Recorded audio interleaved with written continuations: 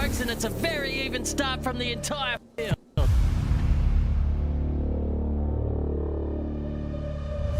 There's a freight train forming behind him right now. He will be as nervous as a cat in a room full of rocking chairs. I can give you the hot tip.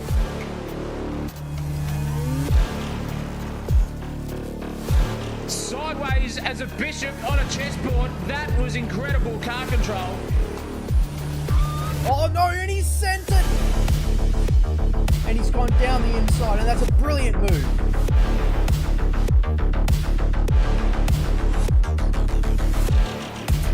Going for a bit of an ambitious dive now, and oh, there's contact! Here they come now, around the final turn on the final lap. They're side by side. Oh, there's contact there. Someone is going to be hitting the showers early tonight, I'll tell you what. Crosses the line for P1. Brilliant racing, absolutely sensational stuff. This is heart-pounding. This is nerves-rising. This is sensational TV. Small in size, large in character, and a giant in the challenging department. The Misfits Sim Racing Gen 3 Supercars Championship, brought to you by Max Services, heads to the fields of Launceston to the race at the legendary Symmons Plains Raceway. Fire-breathing V8 machines will be breaking the ice here at the notoriously cold racetrack. This circuit requires the technique of a ballerina to tackle a lap of this 2.4 kilometer circuit, and it starts with a braking zone while turning and with plenty of undulation at the same time. Get this right and you'll be heading through turn number 2, which is onto the run of the main straight, a corner which is never seen anywhere else on the calendar. Bramble's hairpin is cambered tight and very challenging with different racing lines to the track, which allows plenty of overtaking opportunities and late braking maneuvers into the hairpin. The back straight has a flat out turn 5, and watch for the side drafting here as the final overtaking zone of turn 6 is just up the road, which flows into turn number 7. It's going to be tight, it's going to be fast, and it's going to be action-packed motorsport racing here at Symmons Plains Raceway, all live on Sensational TV.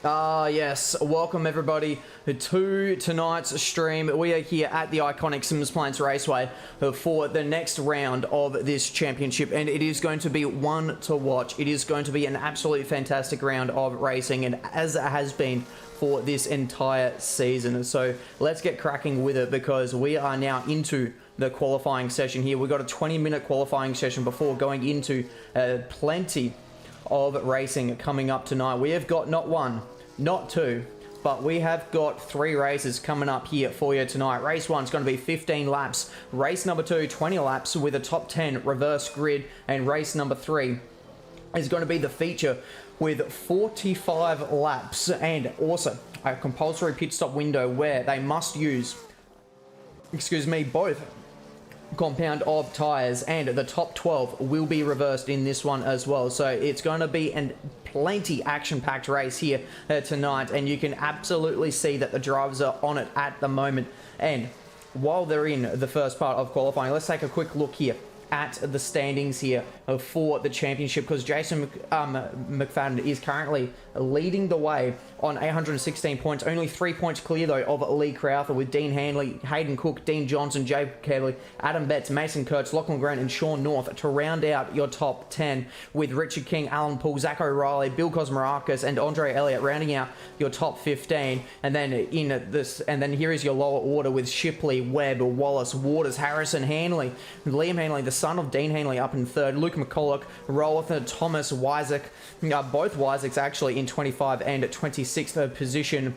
And then you've got Anderson, Jet Murray, and Jason Douglas to round out the field here at the MSR Championship. And it is an absolutely action-packed race weekend that we've got coming up for you. But after the first 5 minutes of this qualifying session, here we go with Adam Betts. He's currently fastest on the track with a 51.142. In practice, they were in the 51s, very low 51s, and I've heard rumors of some drivers getting well and truly down into the 50s. So the pace is going to be absolutely electric, but at the moment, it's not really pulling up probably the lap times that they were expecting, still being in those 51s, and then thinking that they could probably get a little bit further down into the timings here for this one. So it is going to be absolutely on between the lot of them. So let's ride on board here with Zach O'Reilly. He absolutely was on a charge in the first few rounds of the series. He claimed plenty of pole positions. He claimed the first 2 pole positions of the season, and then won the opening race of the season as well. And that's not going to be the way that he wants to start his lap, getting distracted by a driver going off the circuit there.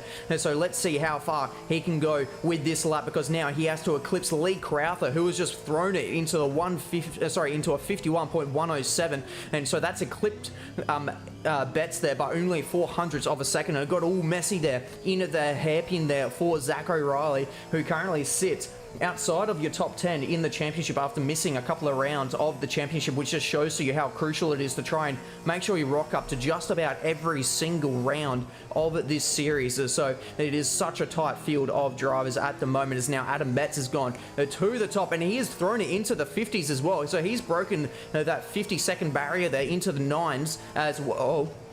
What does O'Reilly do with this lap time? He hasn't been able. He's bested his previous lap. It's a 51.3, and he is on an absolute charge. He's still absolutely trying to get the tires up to temperature, as always, especially in real life. It is absolutely freezing around this circuit, no matter what time of the year they go to. But here is Lee Crowther. He was a provisional pole position just for a short moment there. Unfortunately, Adam Betts has been able to take it, but you can see that how much they're trying, especially into the hairpin. That's going to be where a lot of drivers will either be gaining or losing a lot of their time, because, as I said in the pre-show, you can have so many different racing lines going through there. You can brake very deep if you want to take that outside line going into the corner, or you can brake a little bit early and try and go for the traditional racing line there, as Lee Crowther gets it all cooked up there and finds himself into the grass on the exit there of turn number 6. And unfortunately for him, that's going to can that lap from him. But your provisional pole position sitter at the moment, Adam Betts, is going out at the moment on the warm-up lap. He's currently got Zach O'Reilly and Jason McFadden there for a bit of company on the race circuit. And you can see coming up behind, there is a big string of cars absolutely on flying laps at the moment, and is on a flying lap right now is Zach O'Reilly, because look at this. He's into the 51s flat as just about, and he is on a lap at the moment. He does have a green micro sector, but the rest of the lap hasn't been doing too well in the department of sectors for himself. You can see he's just pretty much grayed out from that third micro sector. Is this going to be an improvement on his time though? Does he break it? No, he doesn't. He's about 0.2 of a second down on that lap, and you can see they're overcooking it now into turn number 2, and that's not going to be the lap that he needs. But Adam Betts now will be on a lap, or actually it looks like possibly even a second warm-up lap.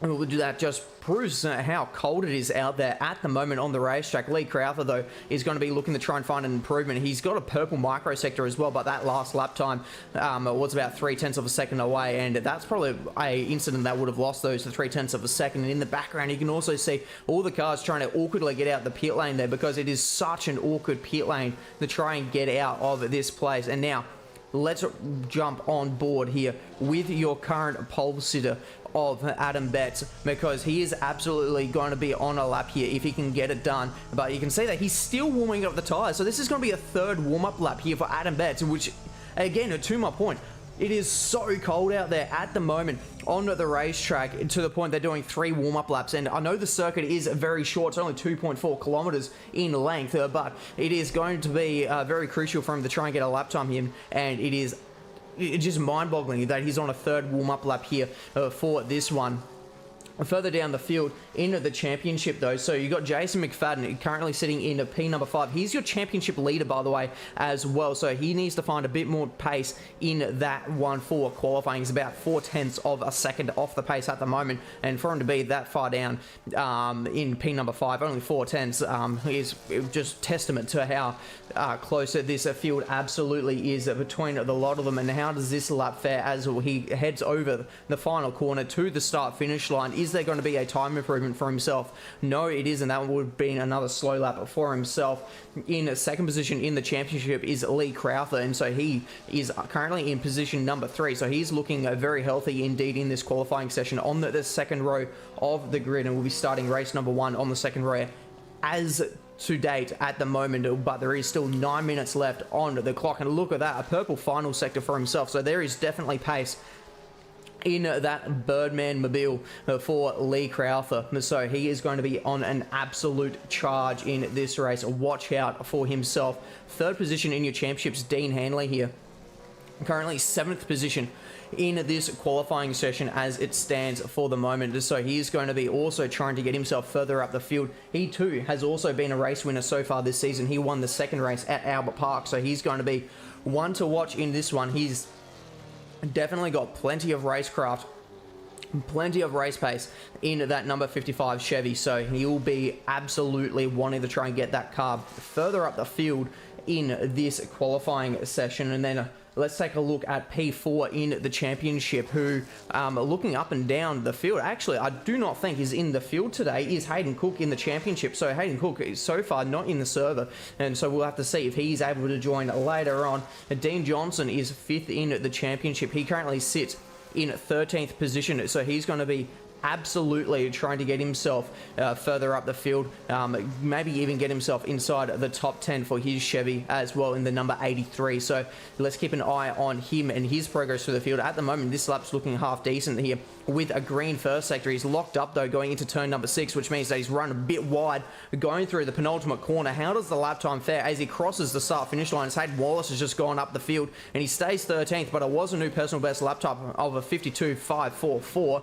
And if he wants to get up to P number 12 at the moment, which is held by Harrison, he needs to find himself another 0.2 of a second. And let's take a look now at the next person in the championship, which is Jake Kelly, currently sitting in the pit lane in position number 6. So he's got a bit of time to find as well. And then P number 7 in the championship of Adam Betts is currently your provisional pole sitter. So he is looking very healthy, and at the moment he seems to have a pretty good pace around this Symmons Plains Raceway in Launceston of Tasmania, Australia. So he is looking to try and push himself further up the field, especially if the likes of Hayden Cook isn't going to be showing here tonight for round number 5 of the Misfits Sim Racing Championship, brought to you by NMAX Services. So let's see if he's able to have a good round here. It's going to be crucial for his championship because he's definitely got the pace. The last time out at Real Puna, he got the qualifying pole, he got the race 1 win, and he got the race 2 win as well. And look at the pace he's got at the moment. Purple in the first sector. So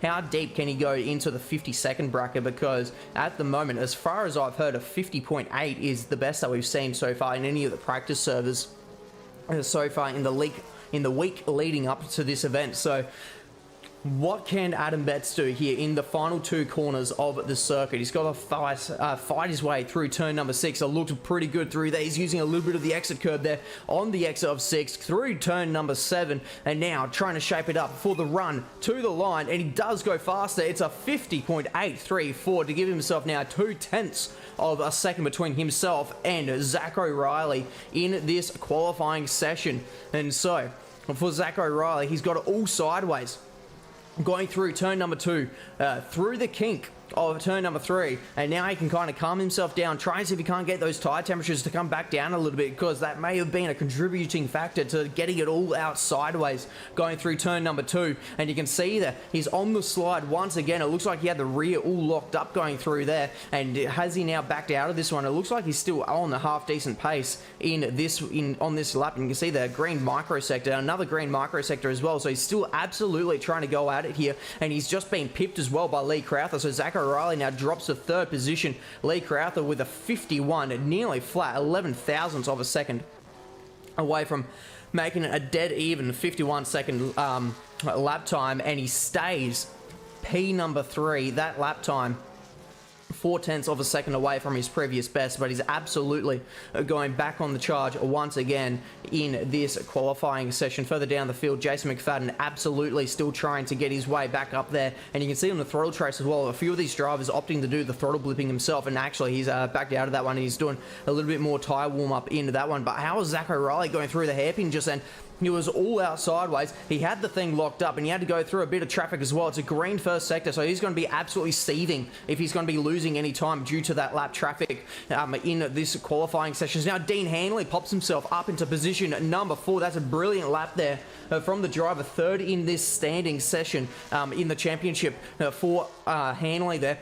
Zach O'Reilly did that incident at the hairpin halt his progress. He stays third position, and it absolutely did, because that's 0.6 of a second that he's down on in that one, on that lap alone, and he was green in the first sector, so easily probably would have lost a few tenths of a second there, having to try and go around that car. And there is a car actually that has just gone for a bit of a spin there, and I reckon it was Hayden Wallace, and it was Hayden Wallace that's gone for a spin there at the hairpin, so he's had a bit of a moment, and it looks like that possibly would have been McCulloch as well.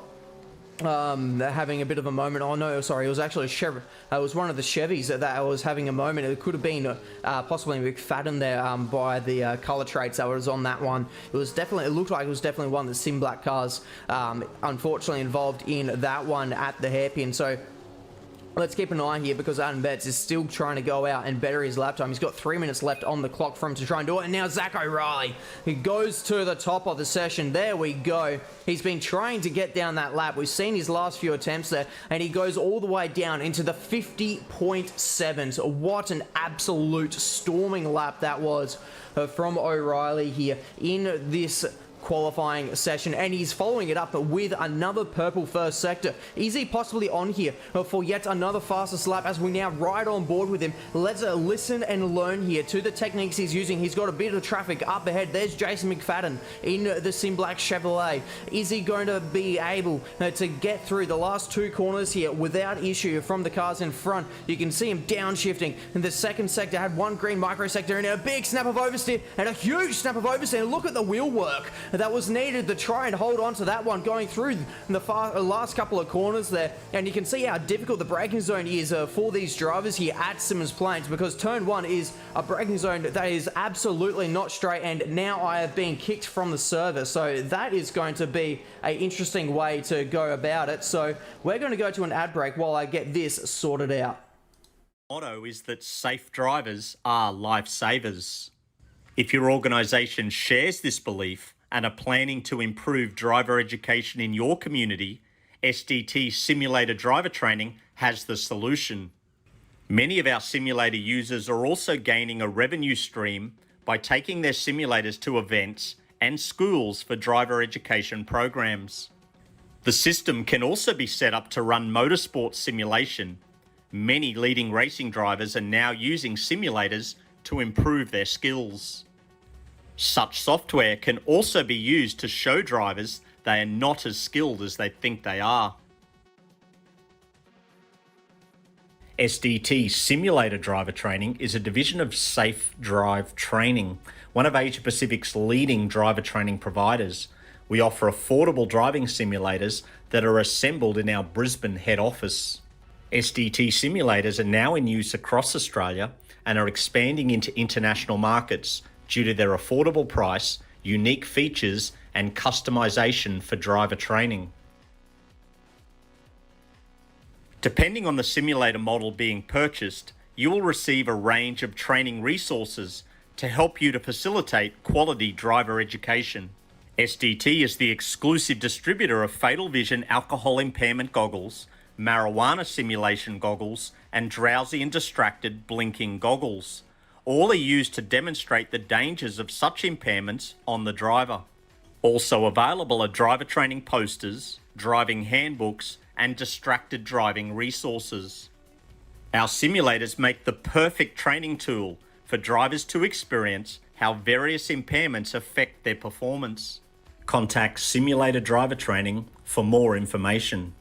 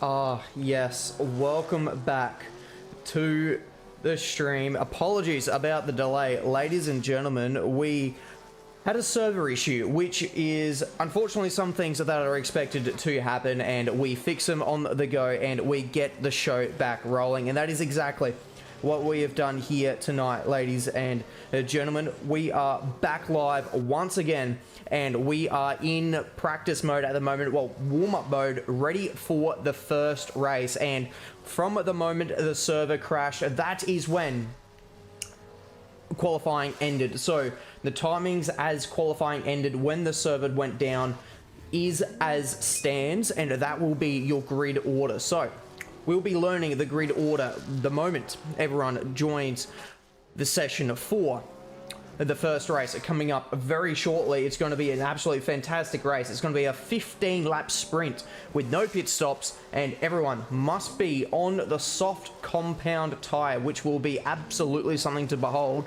And you can see them all currently using that soft tire as well in the warm-up, getting used to the way this tire drives as well. So let's see how they all go about it. They've got 20 seconds left of this warm-up session, and then we'll be ready to roll for the next one. So let's see how things are going ahead in the series for this first race. And this warm-up session really just allows everyone to have the moment to make sure their setups are absolutely good to go, because with 3 races coming up, we've got 3 very different length races. You've got the 15 and 20 lapper, which are very similar in length, but then we've got the big 45 lapper feature race right at the end of the session, at the end of the stream, sorry, for your final race of the night. So it is going to be a fantastic evening of racing here, ladies and gentlemen, for the 2026 Misfits Sim Racing Gen 3 Supercars Championship, brought to you by ANMAX Services. So we're going to be absolutely roaring to go. The warm-up has now come to a close, which means only one thing: the race is coming up very, very shortly. So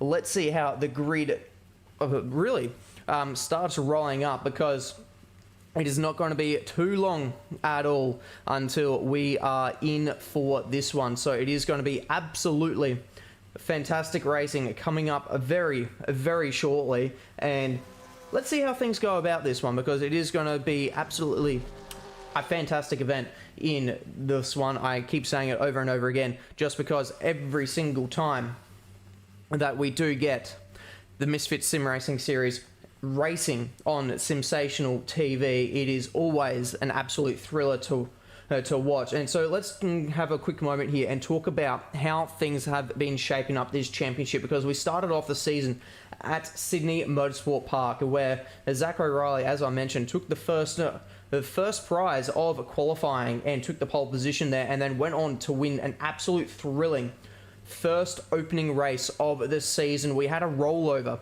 on lap number 1, and then Zach O'Reilly battled it out to the very end of the race, and managed to, and I believe it was with Adam Betts, and managed to get himself that race 1 win by only a few tenths of a second. It was an absolute brilliant drive towards the end, and it was last lap overtaking to try and get that one done. And then in race 2, it was Adam Betts who took the reins on that one and stormed to a race 2 victory.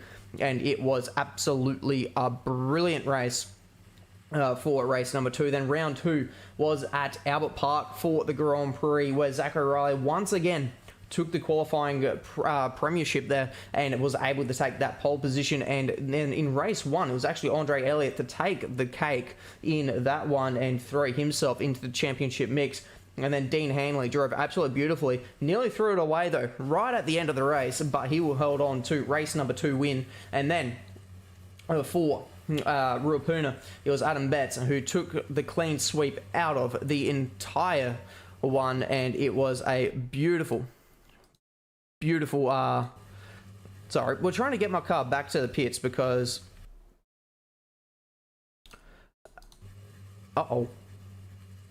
Hold on with us, ladies and gents, because we need to get ourselves back to the pits here. We just need to work out why it's not letting me go back to the pits, and we will be on for a very good race here with us.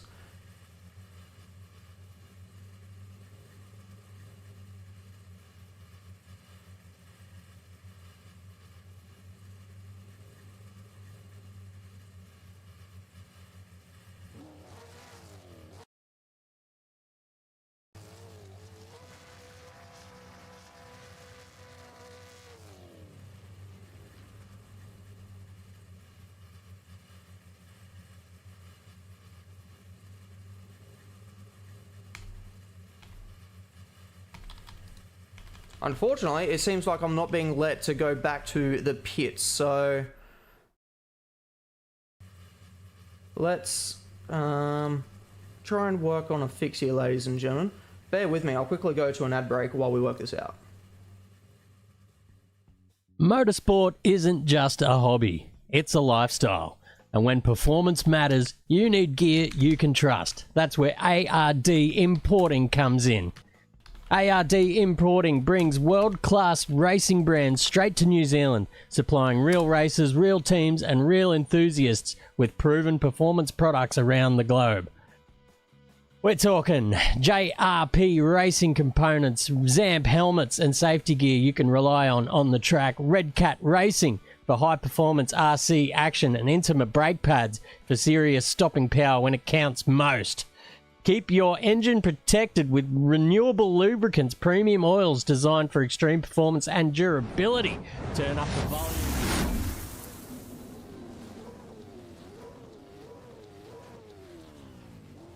Alright, apologies for the kerfuffle, ladies and gentlemen. We will get this show underway. It has just been a little bit of a rocky start to this one, but we'll get things going here. We'll see if once the green flag has dropped, if it will let me teleport back to the pits. And so we'll try that one out and see how that one goes for ourselves. But let's see how the grid looks here. So Zach O'Reilly takes the pole position for race number 1. How does this race start go? Because it is going to be an absolute barnstormer race. He's got Adam Betts on the front row of the grid with himself, and it is lights out, and we are off here for the first one. And here we go. I am now back to the pits, so we are all good here, ladies and gentlemen. Back to the racing action. We can calm down a bit because I'm not going to cause any giant crashes with my car still being stranded, and so we can go back racing here. Zach O'Reilly holds onto the race lead, which is very important here in the championship standings because he's going to be wanting to try and hold on to a very good position, but he's been absolutely shafted from behind by Adam Betts as the Constantina effect absolutely kicks on. And look at this, down the field, Hanley and Crowther going side by side. It's absolutely on between the two of them. There's going to be a bit of slight drafting, and they're still bumping into each other going down the straight. Who's going to hold on to the position here? Because Crowther, he's going to have the inside line if he can send it down there late enough on the brakes, and he's not able to do that. So Hanley holds on to position number 3 here in the first race of this 3 races here tonight at Symmons Plains Raceway, as now Zach O'Reilly crosses the line to be the race leader.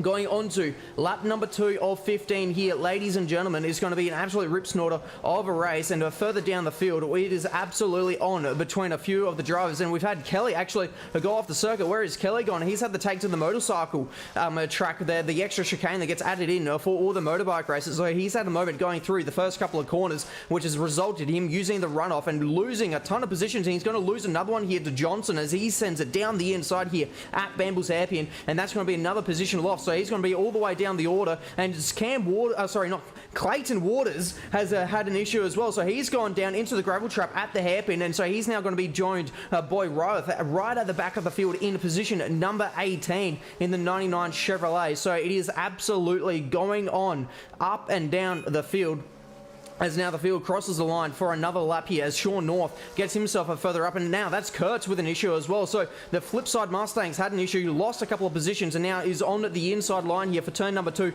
it's going to let Harrison take that position away. So Mason here has had a bit of an issue as well at the start of this race, so he's going to have a bit of work to do now if he wants to hold on to his current position of P11, and he only has to gain a 7/10 of a second if he's able to try and get himself. Now down the inside goes Kelly. That was a bit tough there because he had the brakes all locked up and ended up just driving into the side there of Johnson and kind of pushed him out wide. And in the background there you can see Cosmarakis and Doble going at it. It is Shell versus Red Bull. It is an absolute legendary rivalry that we see in real life, and it is absolutely on here now in the sim racing world between these two drivers for positions number 14 and 15. But it's going to be Cosmarakis with the inside line, and that's going to allow him to take that position. But is he going to be vulnerable now to the switchback from the Chevrolet? No, he is not, and he will hold on to position number 14 as they cross the line to start lap number 4. But out in front, it is Zach O'Reilly still leading the way and setting the timings absolutely alight. And look how calm and collected he is looking behind the wheel at the moment for O'Reilly. Holding on to the leads, McFadden is also now trying to get his way back through the field. He qualified a little bit further down than he probably would have liked, and now he's tucked in right behind fellow Simblacks driver of Andre Elliott. And he is chasing down his fellow driver, and Lee Crowther looking to the inside of Dean Handley. Doesn't get it done. Is he trying to do the Craig Lowndes spook, show the nose and spook Dean Handley to make a mistake? And this time around, it does not work. Handley was a slightly wide though, heading through turn number 6 and into turn number 7. He was having to regather it up, which lost him a little bit of lap time, and he is well and truly under pressure here. And now from Lee Crowther, he's lost touch with your top 2. He's 2.5 seconds away from the top 2 here of Adam Betts and Zach O'Reilly's. Now Sean North has had an issue as well for himself. He's gone off at the first corner, and I reckon Johnson has joined him as well. Johnson down off at the first corner as well. So a few drivers here getting unstuck here in this a very tricky first complex of corners. We're talking about how tricky it is. You know, you've got the undulation as well for a good measure as well. You're turning while braking, and the track is moving up and down, side to side like a roller coaster, as Lando Norris once famously said at Mugello in this 2020 season of Formula 1. So he is absolutely feeling that at the moment. Zach O'Reilly crosses the line for to start lap number 6 now, but it's Adam Betts right behind him. It's setting the timing screens alight at 51.444, which is very good. That's well and truly up there towards like qualifying pace, since the pole position lap time was a 50.7, so he's only about half a second away, a little over half a second away from what they were doing in qualifying here in the race. So that is going to be absolutely one to watch. Now Kelly, he's backwards at the opening corner here, and so he's had quite the moment of trying to get it all gathered up now, and he is losing a heap of time, but so is Kurtz here. Kurtz has had an issue, and he's backwards down the main straight, and so he's had it coming together as well. You don't typically just lose it there going down the circuit here. So he's most likely had an issue there with another driver involved. Found himself backwards on the straight, heading into the Bambles hairpin. And Lee Crowther now, no, your driver in position number 4. He's also had a moment. It is all absolutely kicking off here now between all of these drivers, and Handley's involved as well, because he's now lost a position to Grant, Elliott, and McFadden. And so Handley and Crowther have had a coming together here. Was it a bad defensive move from Handley, or was it a dive bomb a little bit too ambitious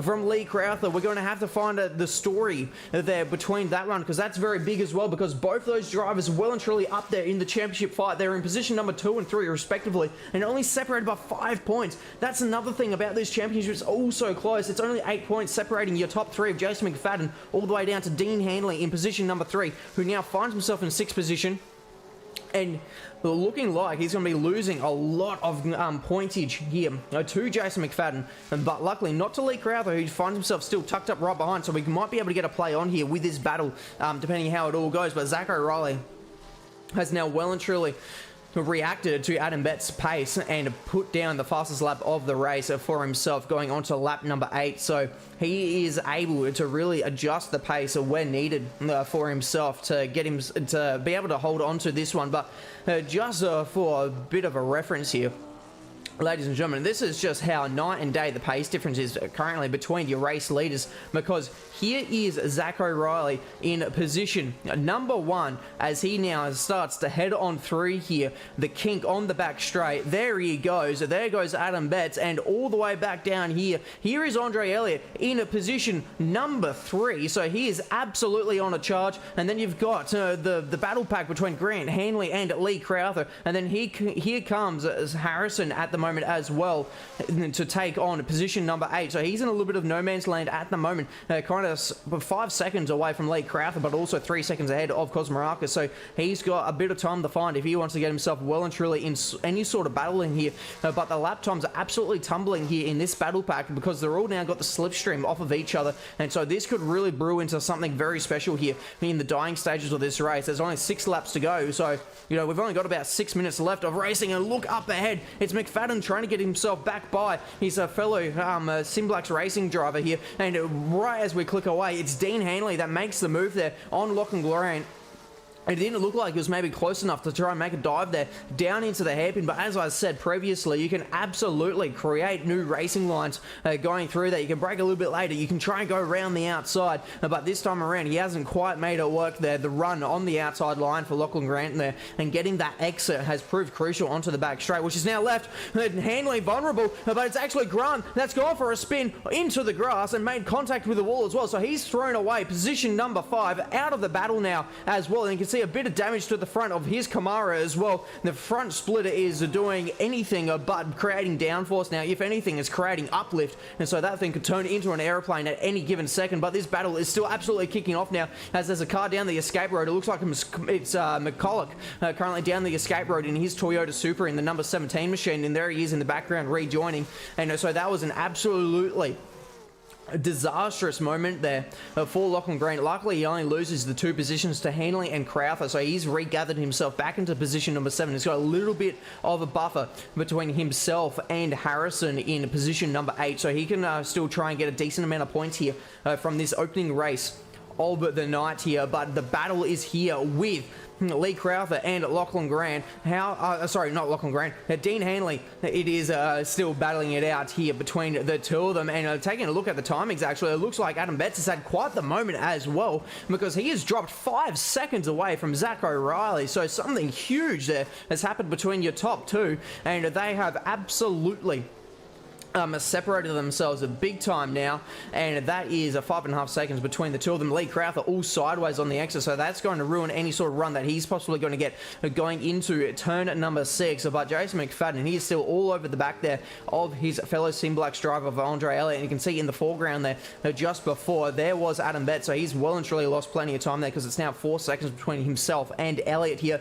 But look at the run through turn 6 and now through turn 7 that Jason McFadden is able to get, and he's all over the shot. He's trying to find the clean air, and unfortunately for himself, going that little bit wide in the braking zone has left him unstable, very unstable into the braking zone for turn number 2. But in the background, you can see the Birdman. He's absolutely prowling everywhere and trying to get himself up a further position, but it looks like Lachlan Grant, unfortunately, has had another issue. Finds himself now down in position number 9. He's lost another 2 positions to Harrison and Cosmaraka, so it looks like turn 1 has not been his friend at the moment for himself, and he's falling down the field, unfortunately for himself. Now has Wallace right behind him in his Supra, so it's Supra versus a Chevrolet here for the final 3 laps of the race. But your race leader, Zach O'Reilly, heading back through turn number 1 now on lap number 13. He's got a little bit of lap traffic right in front of him as well for a bit of good measure there for himself, but he's got a pretty handy nearly 6-second lead now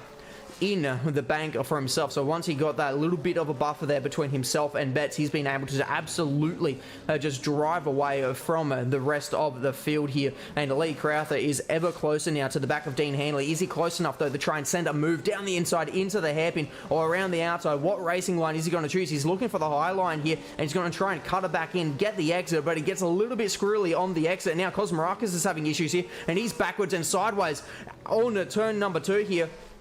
And that has not gone well for himself. He was sitting pretty handsomely inside of the top 10. Now falls all the way down into P13, and he's also being collected on the rejoin, so that's gone terribly for himself. And immediately teleported back into the pit lane. It looks like Harriet and Kelly were the drivers involved in that one, so very unfortunate for those drivers to get caught up in that one for themselves. But it is going to be absolutely on, because we've got 2 battle packs here at the moment. We've got Elliott versus McFadden, which is absolutely kicking off here, and they are closer than they have ever been. Is McFadden now close enough to try and make a move here on Andre Elliott to get himself onto the podium here for race number 1? He looks to the inside. Elliott's going to have to go to the outside, and they go side by side through here. And McFadden's had a fantastic inside line, and that's going to nearly get him well and truly clear of Elliott as they now run down the back straight. Lachlan Grant's had more issues, and they've made contact going down the straight, and McFadden has gone for a spin. McFadden is gone. He's gone, and he's lost out on the podium battle here. He'll drop to outside your top 5. Lee Crowther is all over the back of Dean Hanley as they now go onto the final lap of the race, and it is Zach O'Reilly leading the way in this one on the final lap. Is he going to be able to hold on? Because that gap between himself and Adam Betts had come crawling down, but I'm going to say pull that to a bit of lap traffic. You can see him nearly already celebrating. Steve Harrison's now got by McFadden as well. McFadden is still trying to regather himself, but look at this battle between Crowther and Hanley now. They are still all so close together, and Hanley goes defensive into the hairpin, and that's going to give him a pretty good exit here. And Crowther, once again, a little bit squirrely on the exit. He's not going to be able to get the straight line speed that he probably really wants, but all eyes now have to turn to Zach O'Reilly because he's led from start to finish. He had the pole position in the shortened qualifying session and will take the honours here in race number 1, and he is your winner here tonight for race 1 here at Symmons Plains. And then it is going to be Adam Betts who will take P number 2 here, and Elliott holds on to position number 3, but Dean Handley and Lee Crowther were both on an absolute charge there, and they really drew the gap in, and if that race was just maybe 5 laps longer, could have got themselves into the battle for the race. Number 2 here tonight is going to be 20 laps, and once again an all-out sprint, no CPS. And it is also going to be a reverse top 10, but here's the catch as well for them, ladies and gents. They can use any tyre they want, so if they want to risk it, they can go full the super soft tyre. And outside of your top 5 is Harrison McFadden, ends up in position number 7. He nearly got himself a podium and finds himself in P7. Wallace in 8th, Sean North in position number 9, and Jacob Kelly rounds out your top 10 with Grant in position number 11, Harriet in 12, Waters in 13th, already found his way into the pit lane, Johnson in 14th, Rolf in 15th, McCulloch in 16th position, Kosmarakis in 17th in the pit lane after having that issue there on the rejoin. Kurtz and Doble also out of the race in the pit lane and will not finish this one. So that has been race 1, ladies and gentlemen. We've got to do all of this 2 more times here tonight. Race 1 was an absolute cracker, and I can't wait to see what race 2 has in store coming up very shortly. Forms and expertise in getting the best gear. Sensational TV has proudly partnered up with Speed Nation. It is New Zealand's go-to destination for high-performance sim gear. They also stock the best and biggest brands in the game, from Thrustmaster, Moser Racing, Next Level Racing, Sparko, Turtle Beach, and more.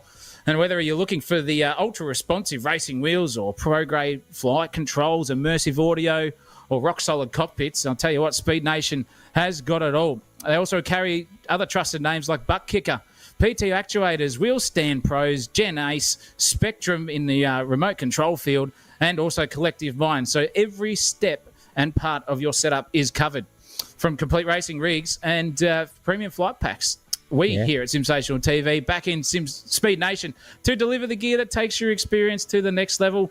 Fast shipping, trusted brands, unbeatable quality, and I'll tell you what, Speed Nation has it all. And as an excellent gift for all of our viewers tonight and members out there of Sensational TV, and if you're trying to get into racing, go to the checkout, buy some stuff off Speed Nation, because if you buy any full-price product on the website, enter the code SIMSATIONAL, that is SIMSATIONAL. Oh, my God, I can't even speak. And you will get a 10% discount off your end cart price. So go in there. 10%? 10% did you say, Zachary? I did say 10%, mate. I did not say 5. I did not say 4. I said 10. Wow.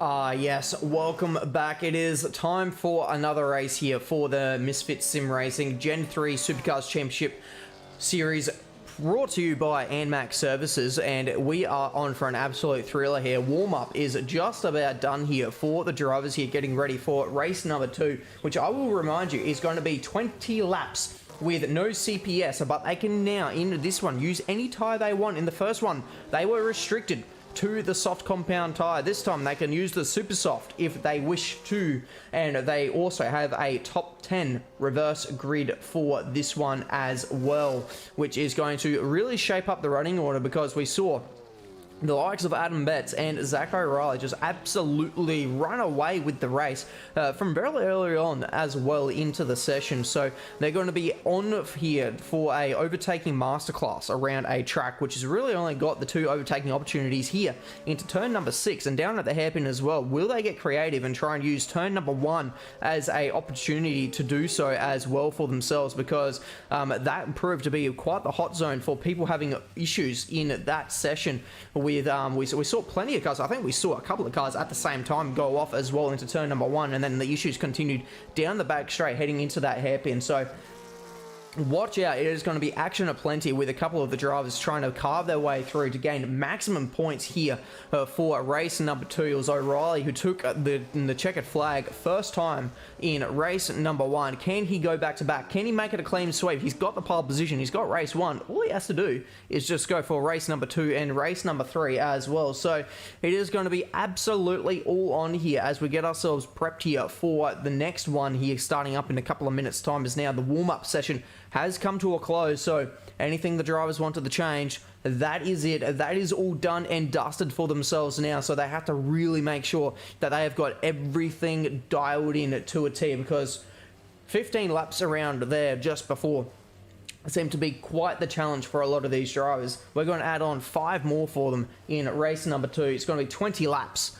for this one, so I expect about 20 minutes of racing coming your way very shortly here, ladies and gentlemen, in the sim racing world. And let's quickly talk about what race 3 could have in offer as well, because race 3 is going to be over double in length. It's got to be a 45-minute feature race with a compulsory pit stop as well. So the pit window will open on the first lap, and it closes 5 laps beforehand. So you have to get your pit stop done between lap 1 and lap 40 to get that one done, and you must use both the soft and the super soft tyre in that race as well. And then you've also got a top 12 reverse grid from race number 2. So you're going to have plenty of cars starting where they probably shouldn't around here as well. So it is going to be an action-packed race number 3. It's going to be an action-packed race number 2. We had an action-packed race number 1, so it's going to be all to play for here as the countdown now continues on for this one. So we're going to get ready to start gridding up extremely shortly here. Ladies and gentlemen, we only got a few seconds left, 40 seconds left on the clock. So let's talk about the cars a little bit here as well.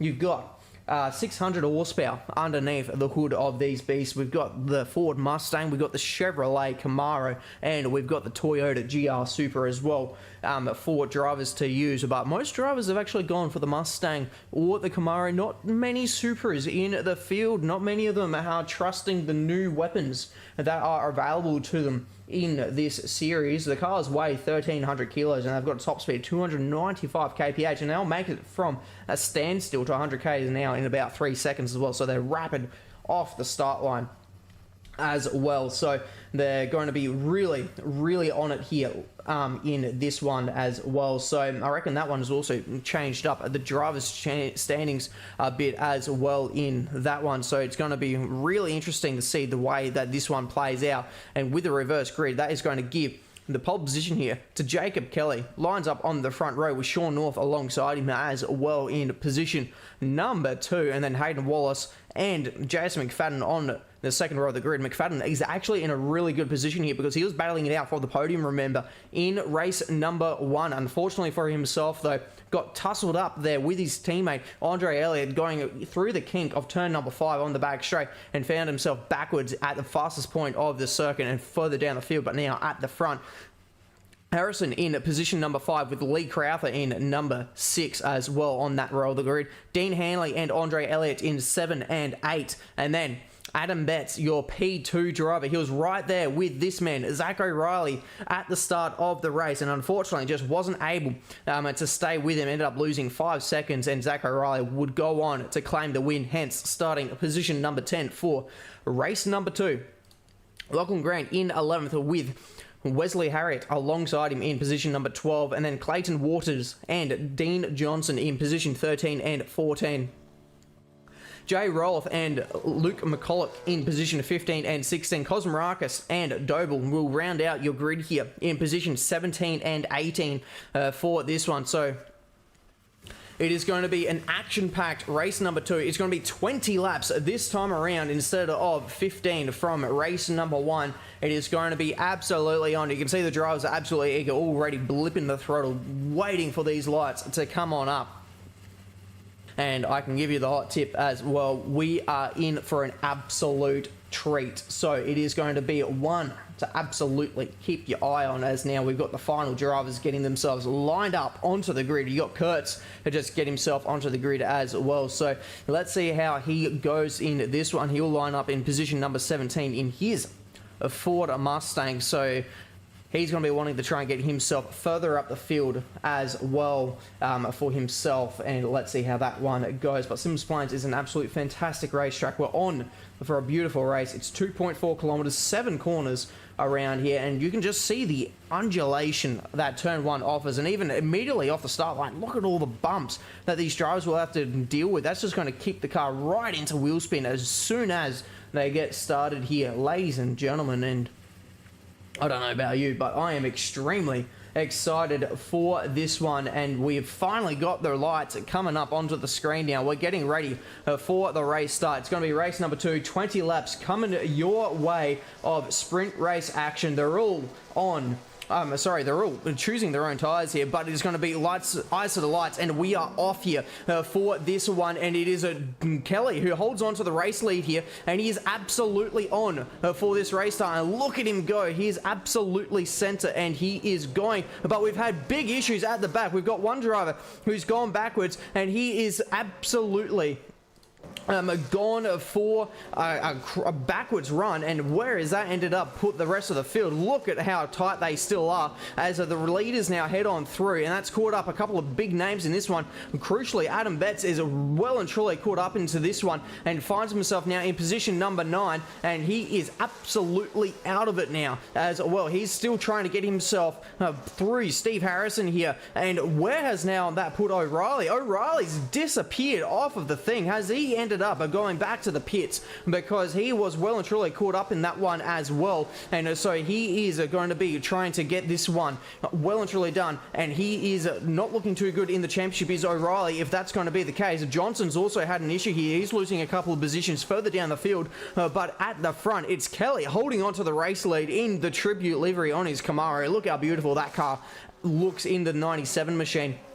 And he's nearly got 1 second over Sean North at the front of this one. And Dean Hanley, he's a very quick weapon here, is Hanley, and he's going to be looking to try and catch these two guys extremely quickly, but he has got a very fast driver right behind him as well, of Andre Elliott, and that is going to be a big talking point here. And look at the tide advantage that all of these guys have, because Harrison, at the moment, in position number 9, the only driver on the soft compound tyre. And so how is he going to fare? How does his race go? Will these guys find themselves, after 20 laps of racing, battling it out with plenty of tyre wear, and will Harrison then be able to carve his way through the field on that slightly harder but still a soft compound tyre? And that was Sean North. North has had a huge error there. He's locked it all up and gone off the circuit there, and now finds himself down in position number 6, and only barely holding on to that position, because here comes Lachlan Grant right behind him as well, and he's going to be trying to go for it. But look at him move around in the straight, trying to get and make sure that Betts has to go the long way around, and he's absolutely going to be trying to hold on to it. Wallace is falling down the order as well, so he's tumbling. He's had a bit of an issue as well, but unfortunately for Grant there, he's lost that position to Adam Betts. And so Betts, your race 1 podium sitter is still trying to make his way back through the field in position number 7 right now. And that was a huge moment. Lee Crowther's gone for a spin. We saw him touch the grass on the inside there. He was going trying to look possibly around the outside, outside. I think it was McFadden. He was tucked up right behind, and he's touched the grass in the braking zone, and he is going absolutely out into the outback, and he is gone. He has nearly made his way back to Melbourne. He went that far off the circuit in Tasmania here, and so he's all the way down into position number 14. So that has been an absolutely terrible corner for himself. Turn 6 has not been his friend. We've seen in a couple of the practice sessions and in the qualifying, he had a few issues there, so he's been really struggling at that one corner. That one corner's been tripping him up, and it's cost him so much so far in today's racing. And that's another car that's gone off down at the hairpin, and that's Harrison. Harrison, your soft tyre runner, was sitting in position number 8 because of Lee Crowther's moment, and he's now dropped all the way down into position number 15. Doble's gone for a spin as well in the AGI car, so he's gone down the field as well. So he's also on the exit of the hairpin. And wow, what a lap 5 we've had. It is absolutely all kicked off, and now the fastest lap times are absolutely tumbling here at the front of the field. McFadden immediately eclipses the fastest lap that Dean Hanley put on through, and now Mason Kurtz is making his way through the field. I told you at the start of the race he was starting so far down the order, but we're used to seeing him inside that top 10. He's now got himself up into 9th, so he's been on an absolute rocketing charge through the field, has Mason Kurtz, and he's now up into 9th position. But here is Adam Betts, your race 1 second position car, now up into position number 5. He was caught up in that opening tussle and now finds himself slowly making his way back through the field, and he is absolutely going at it here, getting himself back by Sean Norther. We saw have the issue earlier on in the race, and now Hayden Wallace, you can see there on the timings, he was going side by side there with Harriet, trying to get position number 10 sorted, and unfortunately they haven't been able to do it. But down the back straight here, are they going to be able to do it? Because Lee Crowther's now playing his hand into this. It was all sideways there for Harriet, and Harriet's gone around. Harriet's backwards on the racing line at turn number 6. Is he going to get collected? Because he's in a very dangerous spot at the moment, and he's going to try and rejoin safely, but he has to wait for all of the cars to come on through. This has absolutely killed his race, and he now plummets all the way down. It's a dead stone last, but McFadden, he is absolutely on it. He is trying to get himself back by Andre Elliott. It's rinse and repeat from race number 1. We saw these guys battling it out at this very spot here in race 1, and it ended in Zidane down the inside. He had it absolutely completely locked up. Will off the ground, and look at Elliott trying to find a way back on through. That was a dive bomb and a half from a mile. He was a country mile back. It was Jason McFadden, and now he is under attack because the run is with Elliott. He had the better exit because McFadden had to gather it back up after locking pretty much all 4 wheels, and he will lose the position once again to Andre Elliott. And so what a battle we've got between the 2 Sim Black drivers here for position number 3 and position number 4.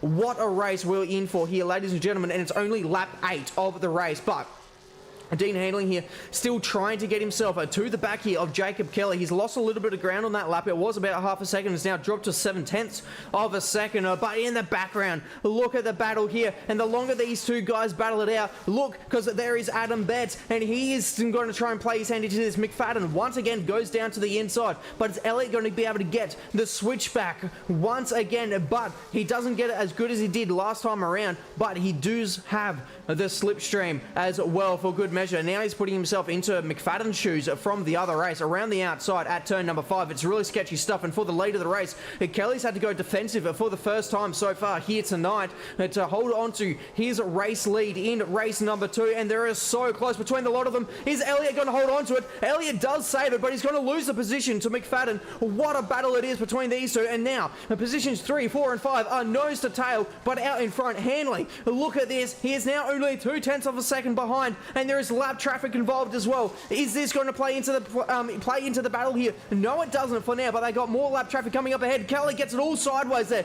He locks up the rears going through the hairpin, and that's going to give Hanley the better run here. Grant gets out the way. Very good driving there, and look how close it is as he cuts back in front. There was a pixel between the two of them, and they are bumping each other going down the back straight. Kelly's trying to hold on here with Dean Hanley, but look at the straight line speed here from the 55 machine, and he is going to get the race lead away from Dean Hanley. And what a battle that has been between the lot of them. And that was absolutely fantastic racing. And Kelly, though, is not going to let him go. He is absolutely still trying to hold on to the back of Dean Hanley here and see if he can't get it done. But look at this, Adam Betts. He's been able to play into this battle as well because he's now got himself by Andre Elliott while we were watching that battle for the lead where we saw Hanley take it away from Kelly. Betts up into position number 4 and trying to chase down Jason McFadden, your championship leader, into the podium positions and see if he can't go for back-to-back podiums. And for Dean Johnson, he is putting down some absolute rapid lap times at the moment in the Showgrounds Auto Services car, and he is putting in personal best lap time after personal best lap time. And for Mason Kurtz here, he's had a bit of a run-in now with Lachlan Grant, that looks like. Grant onto the inside of the hairpin as we now reach halfway distance. And whew, I can kind of take a little bit of a breath here just for the moment because your top 5 is spread out just a little bit here. And Jason Kelly, absolutely brilliant job. He is well and truly holding on to this one. But in the background, you can just see it. Adam Betts is absolutely haunting the back of McFadden and trying to pressure him into a mistake. And there is that mistake. Look how locked up he had the thing. He was diving it to the inside to try and make the corner. He had just about every wheel, including the steering wheel, all locked up. And he is under attack big time from Adam Betts here in the Optus machine. And is Betts going to send it down the inside? He looks to the inside. He's going for the inside. Is he going to get the position done nice and clean here? Because he's going to have to give McFadden the squeeze on the exit, and that is position number done. Adam Betts now moves up into the podium positions from starting in position number 9. So from the back, as the back of the reverse grid goes, he was right there and now finds himself back onto the podium. He's got 1.3 seconds, though, to catch Jacob Kelly if he wants to get himself back inside the top 2 positions, see if he can't go for back-to-back second positions. But Dean Hanley is absolutely checked out of this battle. He's 1.6 seconds now up the road and is in control of this race and absolutely on the move here as well. As I'm saying that, he's now extended it to 2 seconds. So give Dean Hanley a bit of clean air and he will run away with it. Do not give him the opportunity to get to the front or he will make you work for it. And that is exactly what is happening, because now look at this. This is your battle now for position number 2. It's being led by Jacob Kelly. Adam Betts in 3rd position. McFadden in 4th as well, just holding on there. And then Andre Elliott is also trying to bide his way back into this one, carrying a little bit of front end damage as well, so that's going to upset the front aero onto this car as well. You can see the splitter isn't looking too handsome between the lot of them, and he is going to be trying to drive around those issues. But that there was Kelly going defensive into the hairpin, so Adam Betts has really caught onto it. McFadden in the background's had a moment for himself, and he's lost a lot of momentum. He could lose a position here to Andre Elliott, and before doing that as well, he got it all out sideways and really had to gather it up, and there we go. Elliott's now trying to get that position away from McFadden, so those 2 guys battling it out once again in this race. Betts looks to the outside, he swings it to the inside, and he gets himself now up to position number 2. Jacob Kelly falls into position number 3, but Adam Betts, what a drive from 9th on the grid, now all the way up into 2nd position. I was saying in the pre-race that there's really only 2 overtaking opportunities around this circuit, and he has absolutely used all of them plus more to get himself this quickly up through the field, and the laps continue to count down at an absolute rapid pace in this one. And look at these 2 guys go at it. They're still going at it. McFadden once again to the inside. It's going to give Elliott the outside, and in the background you can see Cosmarakis and Sean North. They're also going at it once more between the 2 of them, and side by side down the back straight, heading into the very quick flat out turn 5 kink, and it is going to be Elliott on the inside. It's going to give him the outside though as they head into turn number 6, and he's going to get that position absolutely done. And Elliott now back up into 4th. He's really made McFadden pay for that mistake that we saw just a couple of laps ago, and Adam Betts continuing to put down the pace. He's nearly into the 50s here on race pace, and so he's absolutely on a charge here. He can see his next victim on the overtaking list, and that is Dean Hanley, your race leader, and he has got less than 2 seconds to go, but it is only a 50-second lap time around here, and there's only 5 laps left to go. And look at the pace. It's a purple first sector, and so he's absolutely on the charge. McFadden, he's going to dive it to the inside once again from 2.5 tenths back, and look at that for a move. Can he do a bit of a NASCAR-esque slide job on the exit? He tries to, but Elliott's still right there, and right there he is, and he's going to start bumping him down the back straight. There's a Lachlan Green getting out of the way in the lapped car, and he's absolutely doing brilliantly to make sure he doesn't get in the way of this battling. But Elliott now looks to the inside. Can he get the move done? No, he doesn't. He backs out of there. He thinks better of it. McFadden takes the traditional racing line and will hold on to position number 4. Lee Crowther is also on his move back through the field after we saw him lose it here at turn number 6, and he is up into position number 7 now. But he's overcooked it going into the corner. That's going to allow North to come back on through. We don't see them going side by side through here too often. North versus Crowther, they are absolutely going toe-to-toe here as they head through turn number 1 and turn number 2 now, and it is Crowther that will hold on to that position now up into position number 7. He's got 4.5 seconds to try and get to the back of Cosmarakis now in the Shell Mustang, and here is Cosmarakis. He's in a bit of no man's land at the moment. He's 8 seconds behind Elliott, and he's got 4 seconds to lead Crowther, but he's still absolutely pushing the guts of this thing, of the Shell V-Power Mustang, to make sure he can hold on to this top 6 position, because when it comes to a top 12 reverse grid, he's actually not really going to be moving too much. He'll remain on the same row of the grid, but that's going to be a very good result for himself, especially in his championship battle as well. He is going to be wanting to try and get every point possible. But now, here is the gap between your top 2. It is shrunk even further just within the span of that 1 lap, and it is now only 1.4 seconds. The charge is on. Adam Betts is absolutely on it. He's got the headlights on, ladies and gentlemen. Adam Betts has got the headlights on. He is doing everything possible to try and taunt Dean Hanley here and try and make him buckle under the pressure, and I'm sure Dean Hanley is feeling every bit of that pressure, seeing that Mobile Optus 1 Mustang getting ever closer in that rear view mirror. And that is going to be absolutely terrifying to see that thing getting ever closer. It's 1.2 seconds now between the two of them, as now Rolf, unfortunately, it gets classified as a DNF. So he's absolutely out of this one. And now McFadden, once more, is moving up through the field. So he's actually been able to get by Jacob Kelly. So unfortunately for Kelly, now falls himself off of the podium. And now he's immediately under attack from Andre Elliott. So he could lose out on this 4th position now. For himself, and possibly even to Cosmarakis as well, because, sorry, not Cosmarakis, that was a lap car in the background, but Elliott for sure is going to be on the charge and trying to get this position as quickly as possible, because he's going to want to reignite that battle with himself and McFadden, who's now driving away up the road, now nearly a second clear, well and truly over a second clear of Andre Elliott. So this battle is starting to come to a close between the Simblacks drivers here, and it is all because Jacob Kelly very well holding his own here in position number 4. He was starting from the pole because of the reverse grid and held on to that for some time till Dean Hanley took it away. Hanley's been able to hold on to it ever since, but with 2 laps to go, ladies and gentlemen, your gap is now less than a second. We are in for a grandstand finish here, and it's always with Adam Betts here, and there's a car around there in the hairpin, and Hanley's made a mistake there. That's a huge mistake from Hanley. He's had the rears all locked up, and he's ran it wide, and that is just invited Adam Betts now to the rear bumper of that Camaro, and he has got the run as well. He's going to have the momentum. Look at the delta drop on the timing screens. It's 1.5 tenths, 12 hundredths of a second, and it is going to continue the drop. He shows the nose. He can't make the move done here. We're in for a grandstand finish as they now head around the penultimate corner and the final corner, and they're going across the line now to start the final lap of the race.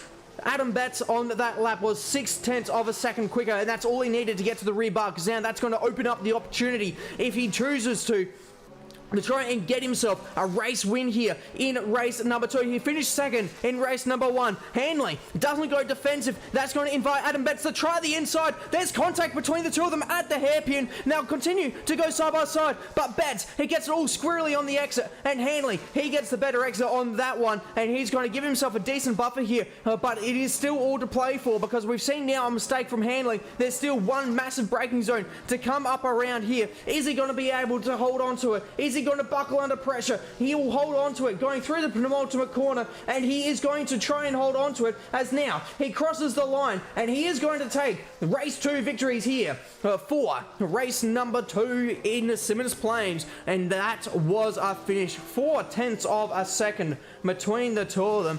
Well done, fellas. Well done. That was an absolute grandstand finish, and we've had a few of them so far this season, which just proves to you that the racing around here is absolutely second to none. Adam Betts will take position number 2. He tried to go for it at the hairpin, didn't quite work for himself, and he'll hold on to number 2. So it's back-to-back second positions for himself. McFadden ends up on the podium for himself, and that's a bit of redemption after the backward spin in race number 1. Andre Elliott, while we were watching that battle for the race win, did get by Jacob Kelly, who ends up in position number 5. Cosmarakis will hold on to position number 7. Lee Crowther couldn't do any better than number 7 after also having to do a bit of a recovery drive from making that mistake early on in the race. Sean North in position number 8. Mason Kurtz in 9th. McCulloch in position number 10 to round out your top 10. Hayden Wallace in 11th. And here is Bailey Doble. He will start on the pole for race number 3, ladies and gents. Reverse top 12 for the final one with a compulsory pit stop as well. So he'll start from the pole position. And Clayton Waters in 13th. Dean Johnson in 14th. Harriet in 15th. And Harrison 6 laps down, but still classified. Rowath, DNF, Lachlan Grant 1 lap down. And so he'll take the honours in P18. So I definitely need a drink, and I'm sure from the excitement back at home, everyone else will need a drink. So go and refill those refreshments. Go and get a couple of snacks, because we're in for the feature coming up next. 45 laps, a compulsory pit stop, and a reverse top 12. What more do you want? And thank you, Kirsty, for the super chat. It was a fantastic final lap, and Dean got the win. How good. Let's go. Motto is that safe drivers are lifesavers. If your organisation shares this belief and are planning to improve driver education in your community, SDT Simulator Driver Training has the solution. Many of our simulator users are also gaining a revenue stream by taking their simulators to events and schools for driver education programs. The system can also be set up to run motorsport simulation. Many leading racing drivers are now using simulators to improve their skills. Such software can also be used to show drivers they are not as skilled as they think they are. SDT Simulator Driver Training is a division of Safe Drive Training, one of Asia Pacific's leading driver training providers. We offer affordable driving simulators that are assembled in our Brisbane head office. SDT simulators are now in use across Australia and are expanding into international markets due to their affordable price, unique features, and customization for driver training. Depending on the simulator model being purchased, you will receive a range of training resources to help you to facilitate quality driver education. SDT is the exclusive distributor of Fatal Vision alcohol impairment goggles, marijuana simulation goggles, and drowsy and distracted blinking goggles. All are used to demonstrate the dangers of such impairments on the driver. Also available are driver training posters, driving handbooks, and distracted driving resources. Our simulators make the perfect training tool for drivers to experience how various impairments affect their performance. Contact Simulator Driver Training for more information.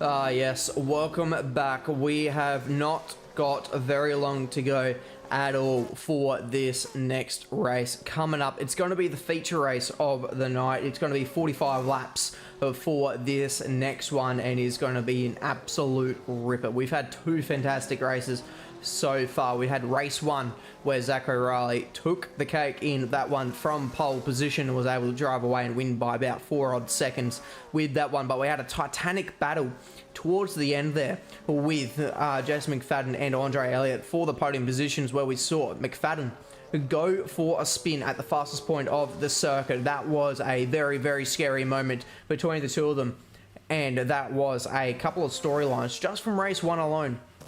We then moved on to race number 2, where it was a reverse top 10 grid from the get-go with that one. It was a slightly longer race as well. 20 laps was that one, so 5 laps longer than what the original 15 lapper in race 1 was. And we saw Dean Hanley take the win with that one, but he didn't get it done easy. He had to work his way through Jacob Kelly, who was on the pole position thanks to the reverse grid, and held his own very nicely towards the at the front of the field, and for quite a while of that race as well. It wasn't towards the dying stages of the race. He started to fall down the field and ended up finishing in position number 5 for that one. Then on the last lap, it was a titanic battle between Hanley and Adam Betts as well for the race win. It came down to 0.4 of a second when they crossed the finish line. What a fantastic race that was, and we saw fantastic battling between the likes of Elliott and McFadden. Once again, those two are an absolute magnets here around this Symmons Plains Raceway as well. So that was a fantastic battle with that one. We saw plenty of incidents up and down the field as well. So it is going to be absolutely on between the lot of them here, and it should be absolutely a rip snorter race for this next one. So it is going to be a fantastic watch for the 45. It says on the server here 45 minutes for the next one, but it's going to be a fantastic race. I do say it's going to be very close to the 45 laps, so it's going to be interesting to see what lappage they can get done out of it in race number 3, reverse top 12 as well. So it is going to be a very shaken up field as well. So let's keep an eye on it. It's going to be a very, very good race indeed. I keep saying it because I can guarantee you it is going to be a absolutely fantastic one as well. So we're going to be not too far away. We've got 30 seconds left of the cooldown, and then we can start running ourselves through the grid for this one. And just to put into perspective as well, the pace that these guys are absolutely running as well. So the Gen 2 V8 Supercar lap record around here is Mark Winterbottom in a Holden ZB Commodore, which he set in 2019. He did a 51.2276. These guys are running faster than that. Absolutely. Our qualifying lap time was in the 50s.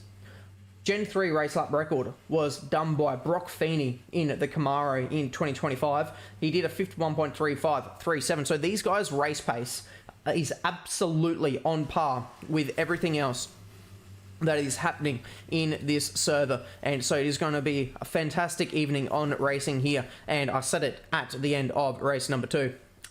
Doble has got the pole position here for race number 3. He finished in position number 12, which gives him the upper hand here for position in the final one, the feature of this series here at Symmons Plains Raceway for the Misfits Sim Racing Championships, brought to you by ANMAX Services. It's Hayden Wallace on the front row of the grid with him as well. Then you got McCulloch in position number 3 with Mason Kurtz in position number 4. We saw him absolutely fly his way through the field, started down near last position in that last one, and finds himself in position number 4 thanks to the reverse grid. Sean North in 5th, Lee Crowther in position number 6, Cosmarakis in position number 7, with Jacob Kelly, who held his own for so well from the pole position in race number 2, finds himself in position number 8 for the race start here tonight in race number 3. And these two, I said they were magnets, and look at this. They are absolutely stuck together. They are on the same row of the grid together. It's Elliott and McFadden on row number 5 here at Symmons Plains. And then Adam Betts, he tried so hard. He got so close within 0.4 of a second. He did a last lap dive and it didn't go his way. He starts from position number 11, finished P2 in that second one, with your race 2 winner here, Dean Hanley, starting from position number 12. So he's got a bit of work to do if he wants to try and make a back-to-back race wins here at Symmons Plains. Outside of the reverse grid, you got Clayton Waters in position 13, Dean Johnson in 14th position, Harriet in 15th position, Harrison in 16th, and Lachlan Grant in 17th position as well. So he's been in the absolute wars, has Grant. We saw him go for multiple spins in the opening race, and so he's going to be absolutely wanting to try and have a bit of a better one here tonight in the feature. So can he get that one done? Lots of questions here revolving around how the drivers go through the field. How do they manage the lap traffic? Because it doesn't take long around such a short circuit. 2.4 kilometers with only 7 corners. It doesn't take too long for the lap traffic to start getting involved, especially if we get ourselves a bit of an incident towards the start of the race. So keep your eyes peeled. So sit back, relax, and enjoy the show, because we're not too far away here from the race start. The clock is now ticked down to 45 minutes, so we have got a race start, ladies and gentlemen, absolutely imminent. And as I say that, here we go. We have got the lights. The stewards have deemed the track safe to go, and we are good for the feature here at Symmons Plains Raceway. It's race number 3 of the night, and it's all eyes to the lights, and they're going to put foot to the floor, and we are away here for race number 3 here tonight. And it is a fantastic start from Doble, and he will get himself through into the lead and will hold on to it as we go on. And there's troubles in the background. That's Mason Kurtz, and he has flipped himself around, and he is facing backwards at the start of this one, but it is Doble that holds on to the race lead, and he is absolutely on it between them. And here we go. There's issues, and they're continuing, and there's Dean Hanley. Hanley's caught up into it, so your race 2 winner is absolutely at the back of the field now, so he's going to have to work his way back through it. And we've got other big names back there as well. McFadden, Sean North is also down there as well, and there is Jacob Kelly, he's right there as well. So everyone who is running about the midfield area has unfortunately found themselves unstuck here at the start of this race, and it is absolutely kicking it off with Lee Crowther now using this to his advantage. He's coming out of this pretty well clean, and now finds himself in position number 2. He's in prime time position here to try and go for the race lead, as Doble goes really defensive into turn 1, which is going to open up turn number 2 for him. But it's Crowther on the traditional racing line, and look how close he is. It's Mustang versus Camaro, it's GM versus Ford, and is he going to be able to get the run down this back straight into the hairpin? He's looking to the outside. Doble goes extremely defensive here.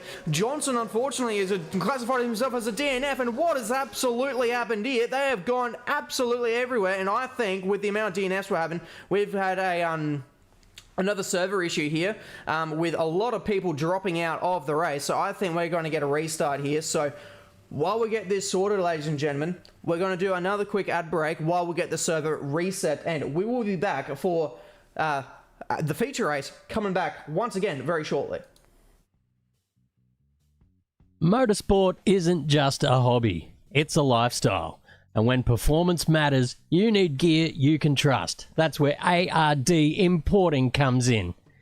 ARD Importing brings world-class racing brands straight to New Zealand, supplying real racers, real teams, and real enthusiasts with proven performance products around the globe.